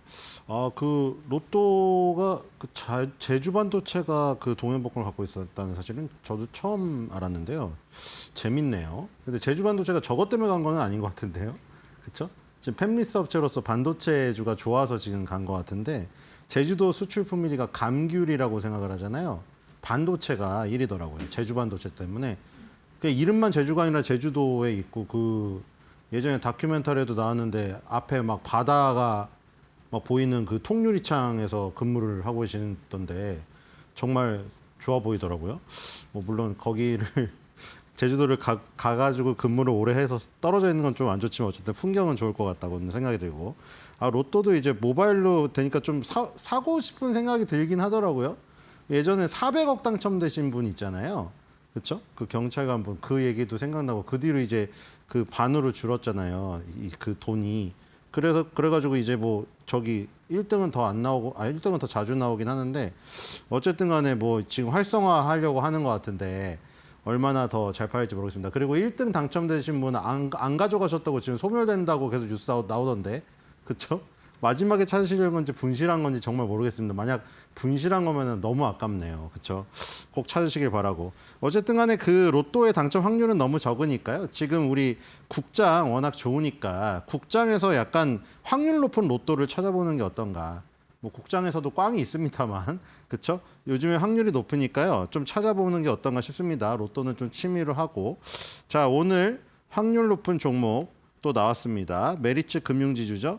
메리츠 금융지주 10% 아까 10% 정도도 오른 것 같았는데요. 지금 좀 상승률이 좀 꺾였나요? 7.78 정도 오르고 있는데 메리츠 금융지주가 그 돋보이기 시작한 게 그 카카오 그때였죠. 카카오가 막 그 자꾸 쪼개기 상장을 하고 그러니까 그때 사실 카카오가 빨리 정신을 차렸으면 지금 이 5천 시대에 약간 동참을 할 수 있지 않았을까 그냥 그런 생각도 드는데 물론 AI 씬에서 뒤처진 부분 때문에 될런지는 모르겠지만 어쨌든 간에 그때 카카오 쪼개기 상장으로 이제 카카오를 사는 사람이 그때 마침 다 그랬어요. 그렇죠? LG 에너지 솔루션도 그렇고 카카오도 그렇고 그러니까 LG화학을 LG 에너지 솔루션을 보고 샀더니 LG 에너지 솔루션을 따로 그냥 분사해서 상장해버리고 그리고 카카오도 카카오를 갖고 있었던 이유는 그 산하에 있는 알짜 회사들 때문에 갖고 있었는데 그러니까 이른바 이제 내가 그 팀의 선수를 보고 샀는데 뭔가 명문팀이라고 산 거예요. AC 밀란 뭐 이렇게 샀어요. 근데 AC 밀란에 있는 주요 선수들을 다 이적시켜버린 거죠. 그러니까 나는 AC 밀란 국기만 들고 앉아있는 그런 지금 상황이 되니까 굉장히 이제 분노가 일고 이랬을 때 그때 참 그립네요. 그때 주가 얼마였나요? 그때 2,000대였나요? 야 그때 주식만 샀어도 지금 그쵸 지수만 샀어도 2배 이상인데 어쨌든 간에 그때 카카오가 막 그러고 있고 LG화학도 막 그러다가 메리츠 금융지주가 아주 돋보이기 시작한 거죠. 그때부터 야 다 쪼개기 상장하고 이러는데 메리츠는 합친다고? 그렇죠? 그래서 그때 메리츠 화재랑 뭐 메리츠 증권이 나뉘어 있었는데 지금 메리츠 금융지주로 합치기 상장을 했잖아요. 그러니까 이거는 완전히 지금 시장과 거꾸로 간 거잖아요, 그때. 그래서 야, 쟤는 카카오는 다 무슨 코코넛 썰기 하듯이 다 나누는데 야, 메리츠는 합친다고? 야, 이거 메리츠 금융지주 하나만 딱 투자하면은 그 메리츠 산하에 있는 그 주요 알짜 회사들 내가 한 번에 투자할 수 있는 거잖아. 한 바구니에 담아준 거잖아. 이러면서 되게 돋보였어요. 그렇죠? 그래서 사실은 이 5천 되기 전에 주가가 5천 시대에 열리기 전에 이미 사실은 어떻게 보면은 5천 시대에 맞는 자격을 갖춘 게 메리츠였습니다. 그렇죠? 그때부터 얘기가 나왔잖아요. 우리나라가 지수 5천을 뭐 그때 5천 얘기도 5천이라는 거는 아예 쳐다도 보지 못할 것이었고 주가 3천 시대를 열려면 뭐 이런 것이었잖아요. 주가 3천 시대를 열려면 뭐 기업의 무슨 거버넌스도 강화가 돼야 되고 뭐 쪼개기 상장이 없어져야 되고 뭐 메리츠 금융지주처럼 뭐 버크셔 해서웨이를 동경해가지고 맨날 그러죠. 동경했다고 했잖아요. 메리츠 금융지주 회장님이 나오셔가지고 동경해가지고 무슨 그 버크셔 해서웨이 스타일로 뭐 저기 주주를 위해서 뭐 하고 뭐 이런 거 그런 것들이 선행이 돼야 된다 했는데 먼저 사실 선행을 한 게 메리츠잖아요. 그러니까 지금 사실 5천 시대를 맞이하는 자세가 이미 되어 있었던 기업이다. 그리고 지금도 5천 시대를 맞이해서 또 지금 다시 한번 업그레이드가 되기 시작하는 메리츠 금융지주입니다. 자, 오랜만에 지금 오르기 시작하죠. 박스권을 뚫고 다시 한번 또 이제 그렇죠. 메리츠 금융지주가 먼저 움직였다가 이제 IT 종목들이 위주로 가니까 금융지주들은 조금 잠잠해 있었죠. 얼마 전에 KB금융지주가 뭐 저기 실적도 좋게 나오고 환원정책 하면서 떴지. 이제는 또 메리츠 금융지주의 턴이 또 왔나 봐요. 그렇죠? 자, 그래서 메리츠 화재, 메리츠 증권, 메리츠 캐피탈. 자, 이렇게 이제 합치기 상장을 남들 다 쪼개기 상장할 때, 그렇죠? 아주 돋보였었죠. 자, 그래서 아주 그 알짜들이에요, 이것도. 메리츠 화재는 장기 자동차. 이 버크셔 해서웨이를 추종하는 것도 그 일맥상통하는 게 버크셔 해서웨이가 사실은 보험회사랑 마찬가지죠. 게이코라는 보험회사에서 나오는 매출이 절대적이잖아요. 그다음에 철도 뭐 이런 안정적인 회사들. 장기 보험이기 때문에 이게 무슨 자동차 보험은 단기로 계약을 합니다만 계속 매년 갱신을 하기 때문에 너무 안정적이죠. 필수적으로 들어야 되는 것이고. 그리고 메리츠 증권은 투자매매 중개 집합 투자업인데 지금 뭐 워낙 증권주가 지금 뭐 난리지 않습니까? 키움증권 미래에셋 같이 여러분들이 가장 많이 가입한 증권사는 다 날아가고 있고, 그렇죠? 여러분들 그 창고 매수 매도 창고 보시면은 맨 1, 2위가 항상 누구예요? 키움 미래잖아요. 왜 그래요? 개인 투자를 제일 많이 가입해서 제일 많이 쓰니까 키움 미래가 상위 1, 2에 다 있죠. 그리고 이제 메리츠 증권 같은 경우에는 이제 키움 미래처럼 어떤 그 브로커리지를 전문적으로 하진 않았는데 최근에 이제 제로 수수료로 가면서, 그렇죠? 해외 주식도 많이 땡기고 있죠. 해외 주식도 이거 사실은 한 증권사 계좌만 굳이 할 필요가 없잖아요. 그래서 메리츠 증권도 최근에 브로커리지를 많이 땡기고 있고요. 메리츠 캐피탈 있고, 그리고 이제 이렇게 해가지고 지금 세 개의 어떤 주요 자회사가 있다. 자, 연결 기준 매출액이 28.1% 감소, 영업이익은 5.4% 감소. 이 3분기 실적은 좋지가 않았네요. 단기 순이익은 1.2% 증가.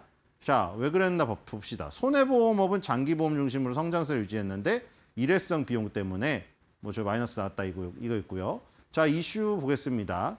자사주 매입 소각을 하기로 했다. 지금 보니까 배당을 하기보다, 그렇죠? 배당보다는 자사주 매입 소각이 주주 환원 정책으로서 더 좋다고 판단하여서 자사주 매입 소각으로 지금 간다고 합니다. 그래서 지금 이 현금 배당을 안 하기로 했다고 하네요. 그렇죠? 결산 배당, 현금 배당을 안 하고 지금 그 할 돈으로 자사주 매입 소각. 이렇게 되는 게 오히려 좋지 않나요, 여러분들? 왜냐하면 배당주라고 해봤자 우리 배당락으로 다 떨어질 거 사람들이 원하는 건 시세 차익이잖아요. 근데 저렇게 자사주를 매입한 다음에 불태워주면은 시세 차익이 나죠. 그래서 이걸 더 원하지 않을까. 그래서 주주들이 원하는 지금 액션을 또 취하고 있습니다. 자, 주가에 또 모멘텀이 되겠죠. 자, 커뮤니티 가보겠습니다. 역시 호평 일색이죠. 자, 와, 이분 정말 부럽네요. 또 1억을 실현하셨어요. 오늘 1억 갖고 뭐 하실 건가요? 진짜 설마 팔릴까 하고 걸었었는데 팔렸어요. 오랫동안 갖고 있었던 거라 시원섭섭합니다. 근데 뭐 시원섭섭하지만 워낙에 큰 금액을 수익 실현했기 때문에 기쁨이 더하지 않을까. 1000주를 판매하셨는데 수익률이 277.1%고요. 거의 1억 가까운 수익을 올리셨습니다. 축하드리고요. 자, 그리고 이제 뭐 자잘한 수익들은 많죠. 이 정도면 만족, 더 할 걸. 명절 술값은 벌어갑니다. 이분 한 27만 원 벌으신 분이거든요. 근데 명절 술값 정도 벌었다. 이 정도 뭐 지금 연휴 앞두고 있는데 명절 술값 벌면은 좋죠, 기분. 자, 그다음에 내 무섭다. 뭐 무서울 정도로 오른다는 뜻이겠죠. 상치면 정말 인증하실 건가요? 상치면 인증하시기 바라고요. 자, 메리츠 금융지주가 다시 출발했습니다. 과연 5000 시대에서 미리 자격을 갖고 있었던 메리츠 금융지주 5300 시대에는 어떤 모습을 보일지 기대가 되고요. 자사주 매입 소각을 계속 저렇게 주주 환원을 위해서 한다니까요. 주가가 안 오를 이유가 없다는 생각이 듭니다.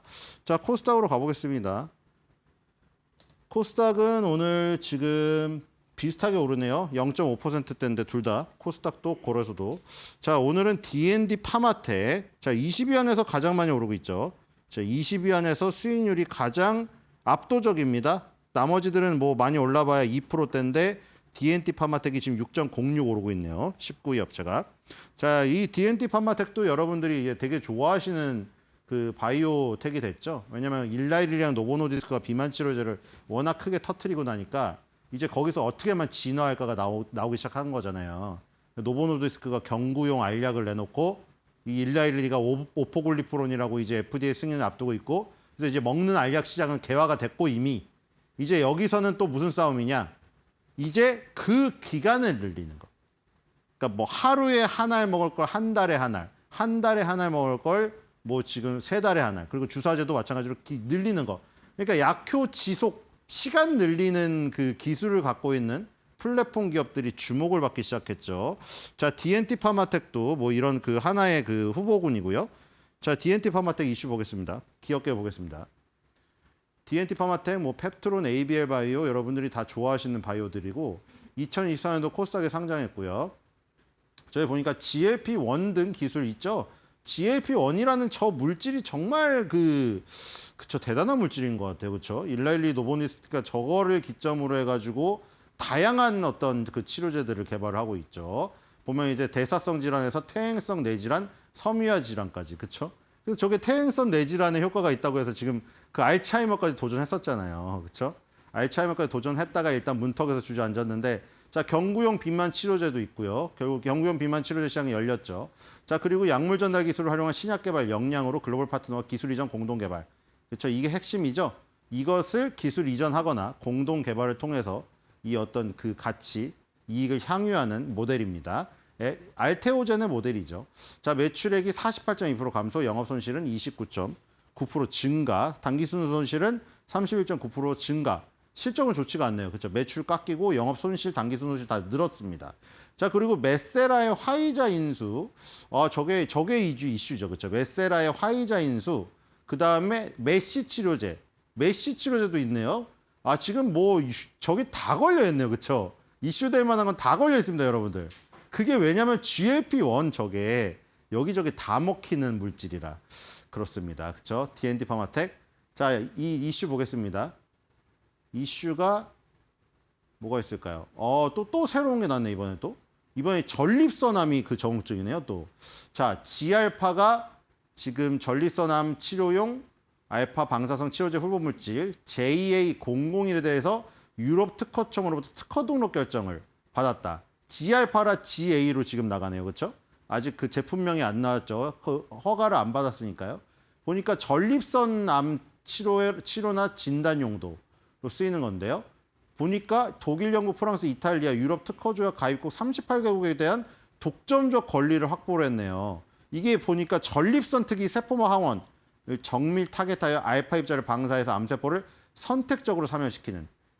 이제는 또 전립선, 남성 질환 쪽으로 또 발을 넓혀가고 있는 지금 D&T 파마텍입니다. 그렇죠? 저렇게 보면은 관계사들 아니면 기술 수출한 회사들 거기서 잘해주면 얘네한테 마일스톤이 꽂히는 그 구조잖아요. 그렇죠? 알테오젠, ABL 바이오, 펩트론, D&T 파마텍, 뭐 우리나라 지금 대부분의 시가총액 상위를 구성하고 있는 회사들이 이 모델로 자리를 잡았어요. 당분간은 이 모델의 어떤 효능성이 계속 강조가 강화될 것 같습니다. 자, 커뮤니티 보겠습니다. D&T 파마텍도 좋죠. 자, 저분이 이제 기술적으로 해놓으셨네요. 지금 굉장히 수렴을 하고 있거든요. 근데 이제 깃발형이라고 이제 깃발 형태로 지금 되어 있거든요. 뭐 삼각 쐐기형이라고도 하고. 근데 이제 저게 진폭이 줄어들었잖아요. 저기서 이제 어디로 터진 건가죠. 그러니까 진폭이 줄어든다는 건 저분이 써놓잖아요. 응축하고 있다. 우리가 똑같아요. 몸을 웅크리면 어때요? 안정적이죠. 여러분들 격투기 남자분들 많이 보시는데 격투기 할 때 항상 방어 자세 어떻게 하나요? 웅크리고 이러고 있잖아요. 다 조제알도나 보면은 왜 그래요? 에너지를 응축시키고 안정적으로 하기 위해서. 똑같아요. 저렇게 진폭이 줄어들면 에너지가 응축되고 안정적이 됩니다. 저기서 이제 폭발을 할 텐데 저분이 이제 그래서 그려놓은 거죠. 위로 터질지 아래로 터질지. 방향성을 결정하는 과정인데 거의 끝에 와 있다. 그렇죠? 아마 위로 터지기를 바랄 겁니다. 저 확률은 어떻게 하냐면은 밑에서 올라와서 저런 쐐기형이나 깃발형이라면 위로 터질 확률이 높은 거고 밑에서 급락한 다음에 저게 나오면은 다시 아래로 터질 확률이 높아요. 그러니까 지금은 상승 후에 저러고 있으니까 상승의 확률이 높기 때문에 기대를 해보고 있는 거죠. 자, 시작하면 또 무섭다. 이분도 약간 비슷한 건데 만약에 저게 터져서 기술적으로 저게 터지면 이분이 기술적인 얘기를 한 건지 모르겠지만 다른 분이기 때문에 어쨌든 시작 한 번 하면 무서운 어떤 시세가 나오는 D&T 파마텍입니다. 자, 그리고 에이프릴 바이오 또 이제 그 비교해서 보시는 분인데 에이프릴은 파트너사 임상 결과가 잘 나왔다. 그렇죠? 아까 저 관계사나 파트너사가 있잖아요. 이 지금 D&T 파마텍도 거기가 잘해야 됩니다. 에이프릴은 파트너사가 잘 돼가지고 지금 쏘고 있다. 이미 에이프릴 바이오 가거든요. 근데 D&T 파마텍은 5월 달에 조직 생검 결과가 나온답니다. 이거를 기대하고 계신 거고요. 자, 명절 전에는 답 없음 땅땅. 이분은 이제 명절 전까지는 수렴이 계속되리라고 지금 판단하신 분인 것 같아요. 자, 어쨌든 D&T 파마텍도 굉장히 인기 바이오텍이기 때문에 관심이 많습니다. 자, 오늘 그 마켓마블 코멘트 꼽아보겠는데요. 자, 오늘은 제가 합쳐서 만들었습니다. 왜냐면 지금 메리츠 금융지주랑 D&T 파마텍 아까 커뮤니티 보시면은 동시에 등장한 워딩이 있어요. 똑같은 분이 쓰셨는지는 모르겠어요. 똑같이 쓰신 분도 있을 수도 있겠지만 워낙 다른 그 개념의 분야니까 다른 사람이 쓴 것 같은데 무습다라는 단어가 나오죠. 물론 메리츠 금융지주에서 무습다랑 지금 저기 그 D&T 파마텍의 무습다가 좀 다른 의미로 쓰이긴 했어요. 자, 근데 어쨌든 워딩이 똑같으니까 진양철 회장님 아시죠? 자, 마지막에 그 선망 증상 나타나서 그 명연기 장면입니다. 자, 그래서 제가 저 명연기 장면을 발연기로 하면서 마무리하도록 하겠습니다. 네, 주가 무섭다.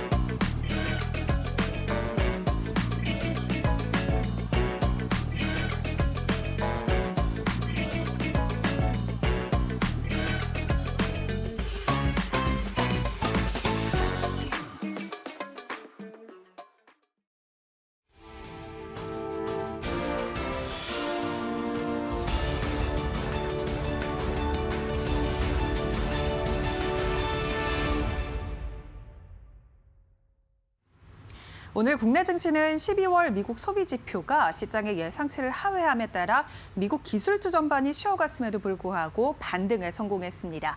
개장 직후 5,300선을 내려놓으며 출발한 코스피는 오전 9시 20분 저점을 찍고 반등에 성공. 결국엔 5,330선까지 회복해냈는데요.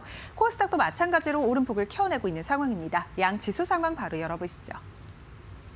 코스피 코스닥 일제히 상승폭을 키워나가고 있는데요. 코스피는 거의 1% 가까운 상승세 붙으면서 일중 고점 부근 지나갑니다. 현재 시간 기준으로 5,346포인트 지나가면서 5,340선까지 회복에 성공했고요.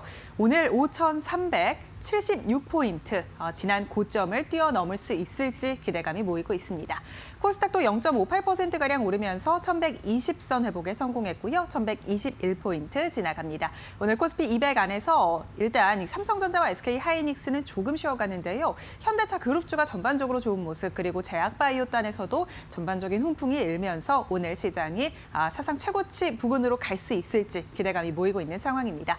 코스피 매매 동향도 함께 열어보시죠. 오늘 코스피에는 기관의 순매수가 강하게 들어옵니다. 최근 들어 4거래일 연속으로 기관이 코스피 시장을 담아내고 있는데요. 어제와 오늘 합쳐서 거의 오전장 들어서 1조가량을 매수하고 있는 기관이고요. 5천억가량 순매수 들어옵니다. 개인과 외국인은 순매도세를 보이는데 개인 같은 경우에는 순매수에서 순매도로 전환이 됐고요. 매도폭을 늘리면서 현재 시간 기준 3,300억가량 팔고 있습니다. 외국인도 2,500억가량 팔고 있고요. 코스닥 매매 동향도 함께 열어보도록 하겠습니다. 오늘 코스닥 시장에는 외국인과 기관의 매수세가 들어옵니다. 개인의 1,500억가량 순매도가 출회되는 가운데 외국인과 기관 합쳐서 1,600억가량 코스닥 시장을 담아내고 있는 상황입니다. 원달러 환율도 함께 체크해 보겠습니다. 오늘 원달러 환율이 1,456원 선에서 움직입니다. 1,450원 선에서 출발한 이후 현재 시간 기준으로 1원가량 내린 1,456원 부근에서 거래되고 있는 상황입니다. 네, 이렇게 오늘 시장 상황 간단하게 살펴봤는데요. 투자 뉴스로 바로 이어서 알아보도록 하겠습니다. 에이프릴 바이오가 아토피성 피부염 치료제 임상시험 2상을 성공했다는 소식에 장 초반 상한가를 기록했습니다. 전날 에이프릴 바이오 파트너사 에보뮤는 APB-R3의 아토피성 피부염 임상 2상을 성공했다고 밝혔습니다. 이 소식에 DS투자증권은 에이프릴 바이오에 대한 목표 주가를 기존 33,000원에서 10만 원으로 대폭 높여 잡았는데요. DS투자증권은 이번 임상 2상 성공에 따라 상업화 확률을 14.3%에서 64.7%로 대폭 상향한다면서 R3의 가치를 기존 약 2,439억 원에서 1조 3,725억 원으로 상향했다고 그 이유를 밝혔습니다. 한국투자증권도 오늘 R3 임상 성공은 에이프릴 바이오의 SAFA 플랫폼 기여도가 높았기 때문이라며 차세대 신약 후보 발표도 기대된다는 긍정적인 의견을 전했습니다. 에이프릴 바이오 이 소식과 함께 오늘 프리마켓서부터 주목을 받았는데요. 장 시작과 함께 상한가로 직행했습니다. 현재 시간 기준으로도 상한가 유지하고 있고요. 69,200원 선 지나가면서 신고가 경신했습니다. 알테오젠 주가도 함께 열어보시죠. 오늘 2.51%가량 오르면서 오늘 제약바이오주들 전반적으로 좋은 흐름 가져가고 있고요. 38만 7,500원 선 거래되고 있습니다.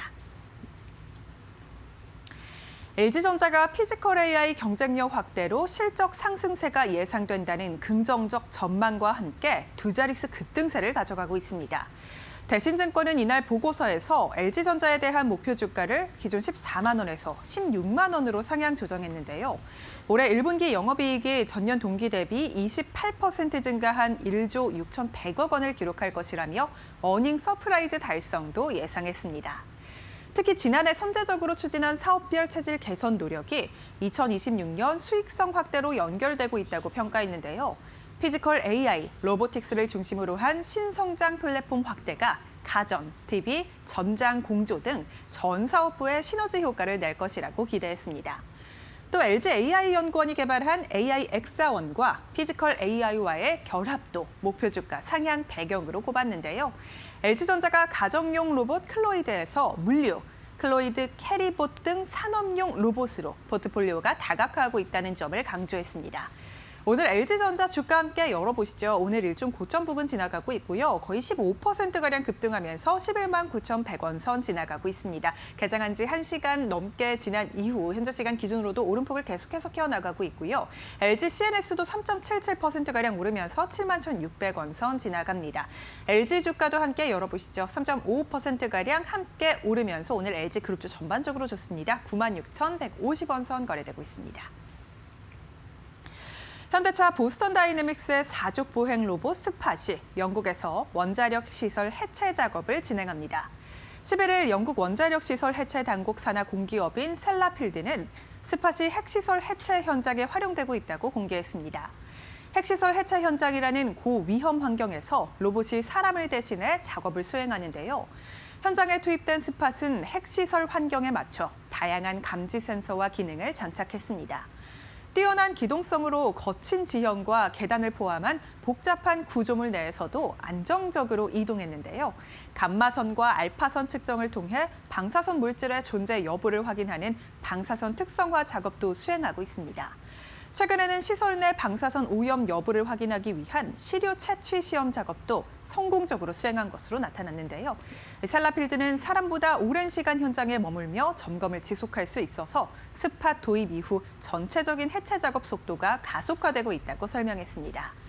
피지컬 AI 시대 도래와 함께 스팟의 성공적인 상용화가 부각되며 오늘 현대차 주가가 상승하고 있는데요. 현대차 현재 시간 기준으로 4.5%가량 오르면서 50만 2천 원 선 지나가고 있고요. 어제 50만 원 선 터치한 이후 이를 내려놓으면서 마감했는데 오늘 다시금 50만 원 선 회복에 성공했습니다.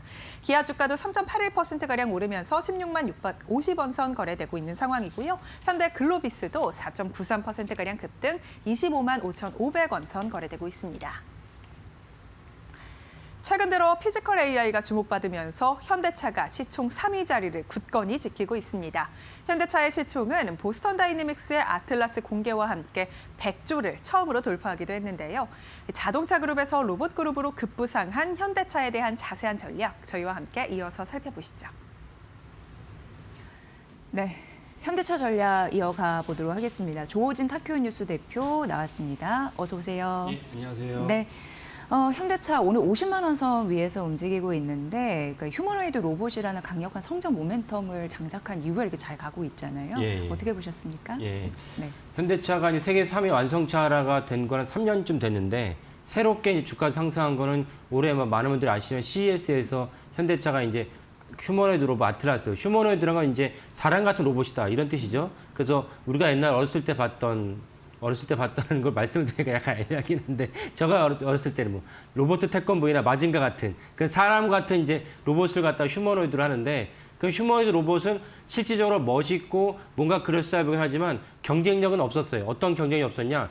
기업 입장에서 거기다 막대한 R&D 자금을 투입을 했을 때 받아들이는 돌아오는 게 없었거든요. 그래서 휴머노이드 로봇에 대한 뭐 큰 문제는 큰 기대 효과는 없었는데 문제는 뭐냐? 휴머노이드 로봇이 더 개발이 잘 되고 이 모든 근본적인 것도 역시 이제 생산형 AI 때문이라 보셔야 됩니다. 그래서 휴머노이드 로봇에 대한 성능이 높아지면서 실제로 이제 가정에서 도우미를 한다든지 그다음에 현대차가 가장 그 역점을 두고 있는 자동차 생산 공정에서 휴머노이드 로봇을 배치했을 때 과거에도 현대차는 이제 많은 로봇을 갖고 있었어요. 그 로봇은 주로 어디 있었냐면 팔이 길다래 가지고 자동으로 이제 자동차를 조립하는 그 과정에서 그 로봇이 썼는데 휴머노이드는 그것을 몇 단계를 더 넘어서서 실제로 사람처럼 움직이면서 만약에 아이들이 이제 그 집에 왔을 때 로봇이 반겨주면서 엄마가 오늘 이걸 먹으라고 했으니까 내가 미리 데워놨어. 오늘 이 부분을 책을 읽기로 했으니까 내가 같이 책 읽어줄게. 이런 거라든지. 그래서 이 휴머노이드 로봇이 그런 각광을 받고 있습니다. 그래서 현대차가 이제 좀 전에 들으신 대로 휴머노이드 로봇을 CES에서 발표를 하면서 지금 보신 대로 주가가 이제 엄청나게 올라왔죠. 그래서 시총 3위. 원래 현대차가 시총 3위 이전에는 어디가 시총 3위였느냐? 삼성전자 우가 시총 3위였습니다. 그 엄청난 반도체 진격에 따라서 삼성전자, SK하이닉스, 그다음에 삼성전자 우가 이제 시총 3위를 차지하고 있다가 현대차가 약진하면서 삼성전자 우를 제치고 그 시총 3위에 이제 안착을 했습니다. 이것은 바로 아까 말씀드린 휴머노이드 로봇 때문인 거고 사실은 주가가 이렇게 됐다는 것은 우리에게 한층 휴머노이드 로봇 시대가 성큼 다가졌다 이렇게 해석하시면 되겠습니다. 네, 현대차 주가가 상승했는데 기업 내부적으로는 분위기가 당연히 좋겠죠. 어떻게 보세요? 예, 기업 내부적으로 당연히 분위기가 좋고 사실은 이제는 이제 그 많은 분들이 현대차도 사실은 뭐 아시는 분도 계시겠지만 코로나 터졌을 때 현대차는 자발적으로 얘기를 하지만 자발적으로 믿지 않는데 뭐냐면 현대차 많은 임원들이 코로나 터졌을 때 현대차나 기아차 주가가 내려갔거든요. 내려가니까 엄청나게 임원들이 자사주를 매입을 했어요. 그러니까 현대차는 공식적으로 우린 강요한 적이 없어요 라고 얘기하지만 사실 대부분은 그 받아들일 수 없고 어쨌건 임원들이 그때 현대차 주식에 많이 매입을 했는데 그 매입한 주식이 비슷비슷했어요. 별로 올라가지도 않고 내려가지도 않고 이런 상황이 있었죠. 상대적으로 다른 그 재벌들 예를 들면 그 삼성전자나 SK하이닉스 보면 주가가 엄청나게 올라가는데 가운데서 현대차는 주가는 올라가게 또 내려가기도 하고 박스권에 갇히다 보니까 현대차 주식을 산 임원들 입장에서는 뭐 좀 별로 만족스럽지 않을 수도 있는데 당연히 이번에 아까 말씀드린 대로 올해만 어제 종가에서 YTD가 60% 넘기 때문에 현대차 임직원들은 되게 어떤 자부심과 그 웃음을 짓고 있지 않을까라고 생각을 합니다. 네, 근데 오늘 뭐 지분 승계 이거 관련해서 할 말이 있으시다고 어떤 예. 얘기인지 궁금한데요. 그러니까 예. 현대차가 주가 올라가면 현대차 주주들, 근데 현대차 임직원들도 되게 이제 행복하고 좋은데 사실은 마냥 현대차 그룹의 정의선 회장은 웃을 수만 없는 처지다라는 것을 우리가 좀 살펴봐야 되겠습니다. 왜냐하면 그 정의선 회장한테 우중이 중요하기 때문이니까. 그래서 정의선 회장이 아니 자기 회사 주가 올라가면 자기도 좋을 텐데 왜 정의선 회장은 왜 안 좋냐?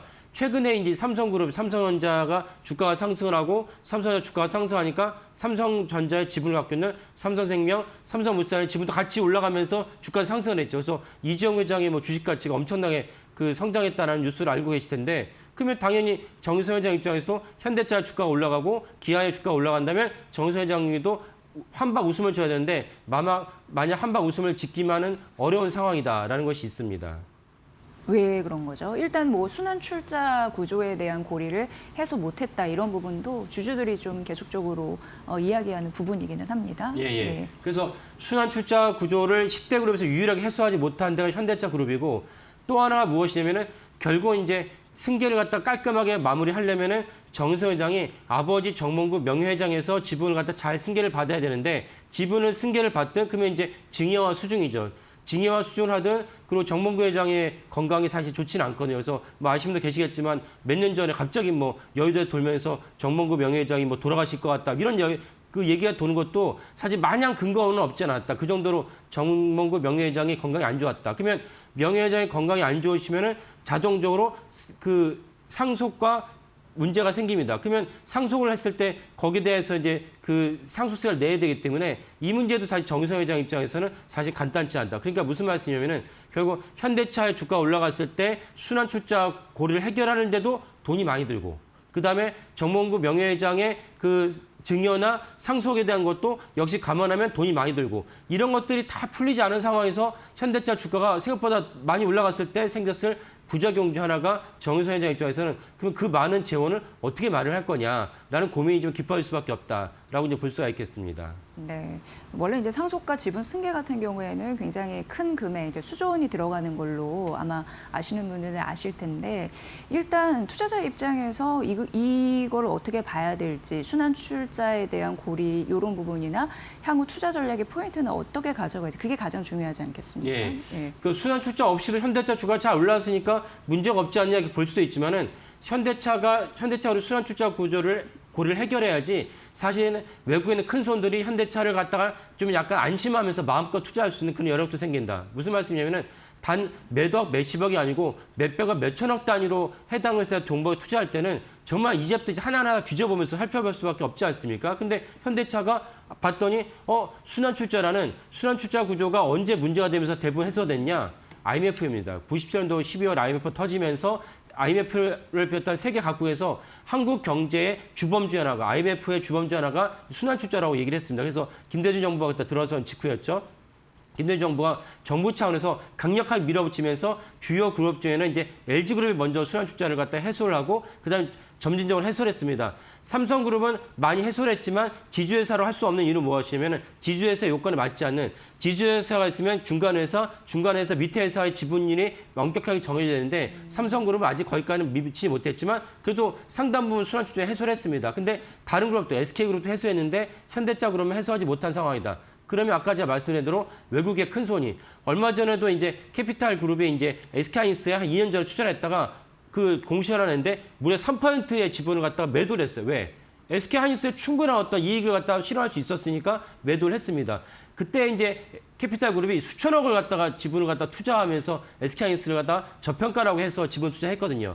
마찬가지로 현대차라든지 현대모비스, 글로비스에다가 외국의 큰 손이 들어오려고 할 때 순환출자 해소되지 않았으면 망설여지는 부분이 분명히 있다. 따라서 현대차가 순환출자 고리를 해소한다면 그렇다면 사실은 현대차가 외국계 큰 손이 들어와서 주가가 한 번 더 튀어오를 수 있는 이 모든 것들이 다 무엇이냐? 코리아 디스카운트라고 최종적으로 명명 지을 수 있습니다. 그러니까 현대차가 여전히 PR이 700 안 된다, 500 안 된다 얘기를 하죠. 얘기를 하는데 그 모든 것은 사실은 우리가 자초한 측면이 더 크다. 그래서 현대차가 순환출자 고리를 해결하고 그다음에 지배구조를 갖다가 선진을 한다면 코리아 디스카운트가 자연스럽게 해소되면서 현대차의 주가도 한 번 더 PER을 갖다가 도요타 수준으로 갖다가 받을 수 있다면 지금보다 도 훨씬 더 주가가 높아질 수밖에 없습니다. 이런 것들 관점에서 현대차 순환출자 구조가 중요하고 그래서 정유성 회장도 알고 있죠. 그래서 문재인 정부 때 한번 순환출자 고리를 해결하려고 했는데 그때 이제 몇몇 군데에서 반대를 하면서 해결을 못했어요. 현대차 입장에서는 그때 해결했어야 되지 않나. 정말 그 천재 이루의 기회를 놓쳤다고 볼 수도 있는데 그래서 현대차가 여전히 이제 후진적인 지배구조 때문에 디스카운트를 받고 있다. 그래서 결국 정유성 회장 입장에서는 이런 걸 다 알고 있기 때문에 순환출자를 해소하고 싶은데 주가가 높아지면 해소하는 비용이 막대하게 들거든요. 그래서 그 문제가 사실은 정유성 회장 입장에서는 뭔가 마냥 웃을 수만 없는 그런 상황이다라고 말씀드리겠습니다. 네, 현대차가 1월 22일에 이제 52주 신고가를 기록을 했고 오늘 50만 원 선, 그러니까 반도체 쉬다 보니까 조금 더 부각받는 흐름들이 있고 지금 딱 이제 50만 원 선 터치한 흐름인데 추가적으로 잘 오르기 위해서는 여러 가지 성장 동력 같은 것도 챙겨야 되잖아요. 로봇 산업 간의 시너지나 어떤 부분 우리가 눈여겨봐야 되는지 그런 투자 포인트도 전해주십시오. 예. 그 로봇이 그 휴머노이드 아틀라스가 이제 세계적인 어떤 품질을 갖고 있다라는 것을 이제 해서 현대차 주가가 많이 올랐는데 하나 이제 주목하실 점은 뭐냐면 그 현대차 주가가 오르게 대한 그 추동은 사실은 이제 기관이나 외국인이 아니고 개인입니다. 개인들이 이제 이 화면에 나오는 걸 보면서 현대차가 언제 저렇게 저거는 뭐 그 테슬라의 옵티머스 그다음에 중국의 유니트론 그 급인 줄 알았는데 그들은 이제 휴머노이드 로봇을 제대로 개발하고 있는 줄 알고 있었는데 언제 현대차 저 정도 수준으로 개발하고 있었어? 라고 하면서 개인들이 엄청난 돈을 부으면서 현대차 주가를 올렸어요. 근데 이제 그러면서 휴머노이드 로봇에 관한 잡음이 있었죠. 어떤 잡음이 있었습니까? 현대차 노조가 휴머노이드 로봇을 생산 현장에 배치를 단 한 대도 할 수 없다라고 이제 공식적으로 발표를 했어요. 왜냐하면 휴머노이드 로봇을 아틀라스에 배치하는 순간 현대차 노조의 영향력은 퇴조할 수밖에 없죠. 휴머노이드 로봇을 배치하는 순간 잔업수당도 없어지고 파업도 할 수 없고 공휴일수당, 대체휴일 근무할지라도 거기에 따로 수당이 없어요. 그러니까 이제 현대차 노조는 강력하게 반발을 하는데 바로 그러고 나서 하루 있다가 이제 이재명 대통령께서 이제 공식적으로 얘기했죠. 수레바퀴를 막을 수 없다.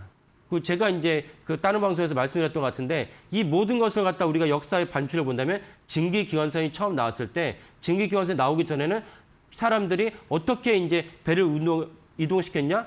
노를 지어서 또는 바람의 힘을 빌어서 바람이라는 게 안 불면 할 수가 없죠. 그러니까 노를 지어서 졌습니다. 그러니까 노를 지어서 배를 갖다 이동하다 보니까 사람들이 증기기관선에 나왔을 때 노를 젓는 사공들의 일자리가 줄어든다 해서 엄청나게 반발을 하고 심지어 뭐 데모를 하고 강력하게 이제 시위를 했습니다.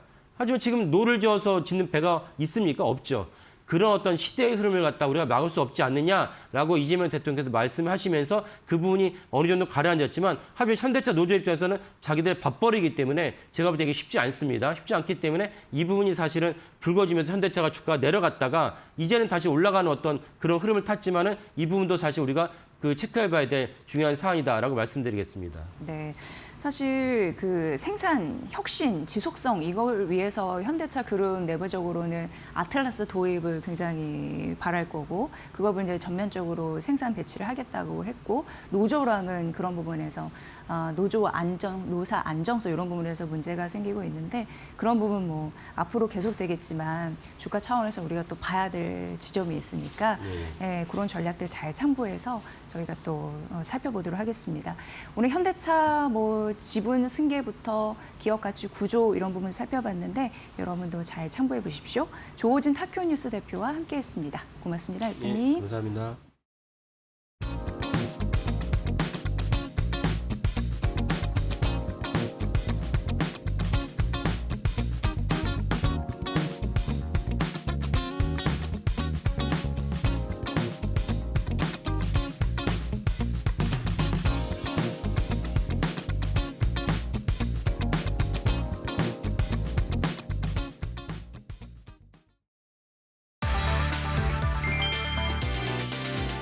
사상 최고치 턱 밑에서 멈췄다. 10일 뉴욕 증권거래소에서 다우지수는 0.10% 오른 5188.1세 마감했다. 그러나 S&P 500은 0.33%, 나스닥은 0.59% 밀렸다. 다우만 웃고 시장은 숨을 골랐다. 문제는 소비였다. 12월 소매 판매는 전월 대비 보합, 시장 예상치를 크게 밑돌았다. 자동차를 제외해도 흐름은 같았다. 연간 증가율은 2.4%, 물가 상승률에도 못 미쳤다. GDP에 반영되는 컨트롤 그룹 판매는 0.1% 감소했다. 단순한 소비 둔화를 넘어 성장률 하향 압력으로 이어질 가능성이 제기됐다. 채권 시장은 즉각 반응했다. 미 국채 10년물 금리는 4.14%까지 내려 약 4주 만에 최저치를 찍었고 금리 인하 기대는 되살아났다. 그러나 주식시장은 엇갈렸다. 코스트코와 월마트는 하락했고 AI 기반 자산관리 도구 등장 여파에 찰스 슈왑 등 금융주는 급락했다. 지금 시장은 묻고 있다. 고점 돌파인가? 조정의 시작인가? 시선은 고용과 물가지표로 이동했다. 상승장 이후에 첫 시험대에 들어섰다. 5,000피 시대 좀비 기업과 동전주의 칼날이 향했다. 금융당국이 시가총액과 매출액 기준을 추가로 높이는 상장 폐지 제도 개편을 추진한다. 현재 코스피는 시총 200억 원, 코스닥은 150억 원 미만이면 형식적 상장 폐지 절차에 들어가지만 이를 조기 상향하고 기준선도 더 강화하는 방안이 논의되고 있다. 핵심은 동전주다. 미국 뉴욕 증권 거래소와 나스닥은 1달러 미만 주가를 상장 유지 위반으로 본다. 금융당국도 코스닥 1,000원 미만 종목을 상장 폐지 요건에 포함하는 방안을 검토 중이다. 코스닥 상장사의 약 10%가 대상이 될 수 있다. 실제 퇴출도 늘었다. 지난해 코스닥 상장 폐지는 20곳으로 전년 대비 40% 증가했다. 5,000피 랠리의 이면에서 시장 정리 작업이 빨라지고 있다. 글로벌 투자은행 모건 스탠리가 올해 삼성전자와 SK하이닉스의 영업이익을 각각 245조 원과 179조 원으로 전망했다. 국내외 증권사 전망치 가운데 가장 높은 수치이다. 배경은 명확했다. 메모리 공급 부족이다. 모건 스탠리는 2026년 전례 없는 공급 제약 국면에 진입하며 메모리 가격의 고점이 2027년까지 이어질 것으로 내다봤다. 올해 물량은 이미 완판됐다며 기록적인 매출과 이익률을 바탕으로 설비 투자 확대가 예상된다는 분석도 내놨다. 실제 올해 1분기 서버용 DDR5 D램 가격은 전 분기 대비 최대 100% 급등했다. 기업용 SSD 역시 공급이 수요의 절반에 그치며 가격이 최대 70% 뛰었다. 중국 클라우드 업체들은 물량 확보를 위해 웃돈을 얹고 있는 상황이다. 이에 따라 목표 주가도 상향됐다. 삼성전자는 21만 원, SK하이닉스는 110만 원으로 올려잡았다. 핵심 근거는 HBM4 경쟁력과 범용 메모리 호황이다. 엔비디아 최고 경영자 젠슨 황도 메모리 부족을 직접 언급했다. 그는 AI에는 HBM과 LPDDR이 필수이며 올해 메모리 수요는 훨씬 더 많다고 말했다. AI 확산이 메모리 시장의 구조를 바꾸고 있다는 평가가 나온다.